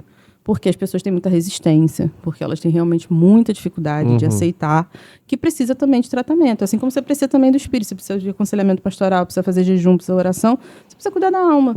E o psicólogo é essa pessoa. A alma é a questão... Pensamentos, sentimentos, emoções, né? Entendi. Então, nós temos um corpo, né? Nós somos seres espirituais que temos um corpo e ali habita uma alma também, né? Então, esses pensamentos, essas emoções, elas podem ser tratadas através da terapia. A gente não precisa ter esse preconceito todo através disso. Mas você acha que o atendimento agora moderno online é eficiente tanto quanto o presencial? Nos últimos anos eu trabalhei só com atendimento online. Ele não se aplica a todos os casos. Existem casos que são mais complexos, que realmente precisam e demandam de um atendimento presencial. Por exemplo, o atendimento infantil, ele é um atendimento mais desafiador, que tem o lúdico, tem o brincar, que você precisa de um atendimento que seja presencial, principalmente nas idades mais jovens. Então, assim, criança, adolescente, eu geralmente só atendi online a partir de 12 anos, né? Porque Antes é difícil, não é? Porque assim, Porque o pai tem que estar ali, senão é complicado. e o brinquedo, o sentar no chão, você replicar a brincadeira da escola, você viver ali o lúdico para você entender o que está acontecendo com a criança, não é viável online. Pacientes muito comprometidos, então com doenças graves, doenças mentais mais complexas, também não tem como fazer online, né? questões, às vezes, de ansiedade, que afetam muito o físico do indivíduo. Às vezes a gente precisa também fazer presencial, até para fazer algumas análises, para encaminhar para médico. Então, tudo isso, acho que O psicólogo faz também sentido. trata de autista, esse tipo de coisa? Sim, Também. a gente tem metodologias específicas para cuidar. Tem métodos, né? Tem o método ABA, que é muito... O psicopedagogo é outra coisa. O psicopedagogo é outra coisa. O psicopedagogo trabalha com o desenvolvimento da aprendizagem. Da aprendizagem. Né? E da educação. Sim. Então, ele vai desenvolver estratégias, ferramentas, O técnicas teu já para é... desenvolver. O meu é para entender como que aquele sujeito lida com o problema dele de aprendizagem. Ah, entendi. Então, assim, eu vou para a escola, todo mundo lê e eu não consigo ler. Como que eu me sinto com isso? Como que eu... É entendi. diferente. Ao invés de eu sentar com ele e ajudar ele a ler, que é o que o psicopedagogo vai fazer, a partir das avaliações dele, das técnicas ali e dele, tudo para mais. poder fazer, eu vou usar as minhas técnicas para ajudar aquele sujeito do ponto de vista emocional e comportamental para ele lidar com bacana. aquilo. No caso do autismo especificamente, é mais uma questão de ajustamento, né? Porque é a dificuldade deles de se entrosar com outras crianças, interagir. Então, é mais uma questão de ajustamento. Por isso que ele vai se beneficiar muito do método ABA, que está dentro ali das terapias cognitivas. Método ABA, ABA. isso. Que aí está dentro das terapias cognitivas. Entendi. Né? Hoje você não está atendendo mais. Parei agora. Assim, eu tenho ainda 3 pacientes que ainda estão comigo. Atendendo? E vou ficar mais alguns meses, né? Até eu sair de licença. Mas aí depois eu vou ficar... a Mas de princípio, particular? Só como professora. Particular, Claro. Aí depois eu fico só como professora. Tu tá dando aula Na Uniswan, no Centro Universitário Augusto Mota. aqui em Campo Grande? Tem aqui em Campo Grande, tem em Bangu, tem em Bom Sucesso. Aí tu roda? Não, eu a princípio estou dando aula só em Campo Grande. Ah, entendi. Porque é mais fácil para mim, né? Mais perto. É, Então, mais próximo e tudo mais. Mas aí tem trabalhos que a gente desenvolve em outros lugares, né? Então, semana passada eu estava em Bom Sucesso, que os alunos do grupo de extensão que eu coordeno. Então, como eu estou sempre nessa vibe de vulnerabilidade social, eu criei um grupo de extensão que dá orientação parental para pais de crianças atípicas em Sim. situação de vulnerabilidade. Então, dentro de comunidade, dentro de lugares onde as pessoas não têm acesso, onde as pessoas não têm acesso, né? A gente faz esse trabalho de orientação. A gente fez aqui na AB, na Associação Beneficente. Fez da aqui na igreja. AB também? Fizemos uma ação com os pais, que os pais trazem os filhos para serem atendidos pelos psicólogos, psicopedagogos, Isso. e ficam ali esperando acabar o atendimento. Aham. E aí, nesse tempo, a gente aproveitou esse espaço para fazer palestras, para poder ensinar sobre os transtornos, Pô, legal. dar orientações para eles. Agora a gente vai começar um trabalho lá no 22º Batalhão da Maré, para a alegria do meu marido. Tadinho. E aí eu falei para ele, não vou entrar em lugar nenhum, cara, eu vou pela linha vermelha, fica em paz. Ele tá maluca no Rio de Janeiro, pô, tá doido, cara. Aí tava lá o major falando comigo no telefone, pelo amor de Deus, não entra em nenhuma entrada, não segue o Waze. E o Serginho assim de fora, tipo assim, o que tá acontecendo? Mas é lá no 22º Batalhão da Maré. Na Maré. A gente vai ter um trabalho lá os veterinários com os caninos, né, os cachorros, para fazer a psicoterapia associada aos animais, né? Então vai ser a caninoterapia, eles vão fazer a terapia com os cachorrinhos e os meus alunos entram lá também para fazer a orientação para os pais enquanto eles estiverem esperando lá os filhos fazerem o tratamento com os cachorrinhos, né? Entendi. Entendeu? Então a gente vai lá na semana que vem para poder estruturar aí como vai ser Mas tu esse quer projeto. seguir mais nessa área agora de ensino? Pra você vai ser melhor. Não é nem melhor, eu gosto de ensinar. Tu gosta, Você vê né? que eu falo pra caramba. Então, tu hoje tu dá aula de... Então, eu estou dando aula de processos clínicos de grupos e instituições. Que são módulos diferentes. São Né? módulos O curso na diferentes. Uniswan ele é modular, e aí cada módulo tem. Aí no processos clínicos eu falo de todas as abordagens Sim. da psicologia, e de grupos e instituições eu falo sobre a questão do grupo, da sociedade, psicologia da educação, esporte. Pô, bacana. Pena que, assim, a gente tá no final aqui e a gente nem falou da Mãe Reborn. Poxa vida! Nem tá bombando, nem vou poder falar da Mãe Reborn. Poxa Achou vida! que fosse bebe, né? Tá. As pessoas não estão bem, Felipe. As pessoas estão Olha, precisando de terapia. Por mais psicanálise, Por mais- psicólogos e... Por favor. Né? A galera não tá legal, realmente, né? Poxa, eu não vou poder falar da... Tudo que você queria era falar do bebê reborn. Não deu. Mas Pô, é Marcelo, isso, gente. foi muito bom. Eu que agradeço. Tua presença aqui, o papo foi muito gostoso, muito legal. A gente conhecer todo esse aparato de ajuda aos pais e entender um pouco esse processo todo. A gente pôde falar bastante aqui das pessoas de vulnerabilidade, Sim. né? E isso é um olhar que às vezes vai se perdendo, né? As igrejas no passado e toda a Bíblia tem muito disso, né? Em cuidar das viúvas, dos órfãos e da coisa toda. E aí, em alguns momentos, a igreja e não só a igreja, de um modo geral, vai se perdendo, né? E esse olhar é muito importante, né? Porque a gente também entendeu que a família é um grande celeiro de colocar as pessoas num trilho bom, de não se perder, de não ir pra rua, de não usar drogas e tudo mais. Essa atenção que os pais precisam ter com relação aos filhos, o que eles estão vendo, o que os pais estão fazendo, qual é o exemplo que eles estão passando, o que eles estão consumindo, o filho vai consumir, e aí isso vai poder, né, mais tarde ser bom ou ser ruim, né? E, pô, te agradeço demais a tua presença imagina, aqui. Pô, foi um papo muito bom.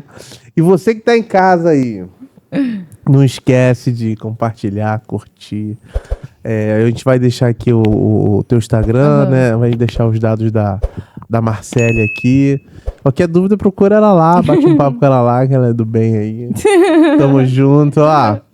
Curte, compartilha, comenta. Nos segue nas nossas redes sociais aí. Um abraço. Tchau, gente. Tchau. Falamos no monte. Eu toda hora vi o reloginho. Eu falei, gente, Felipe não vai parar.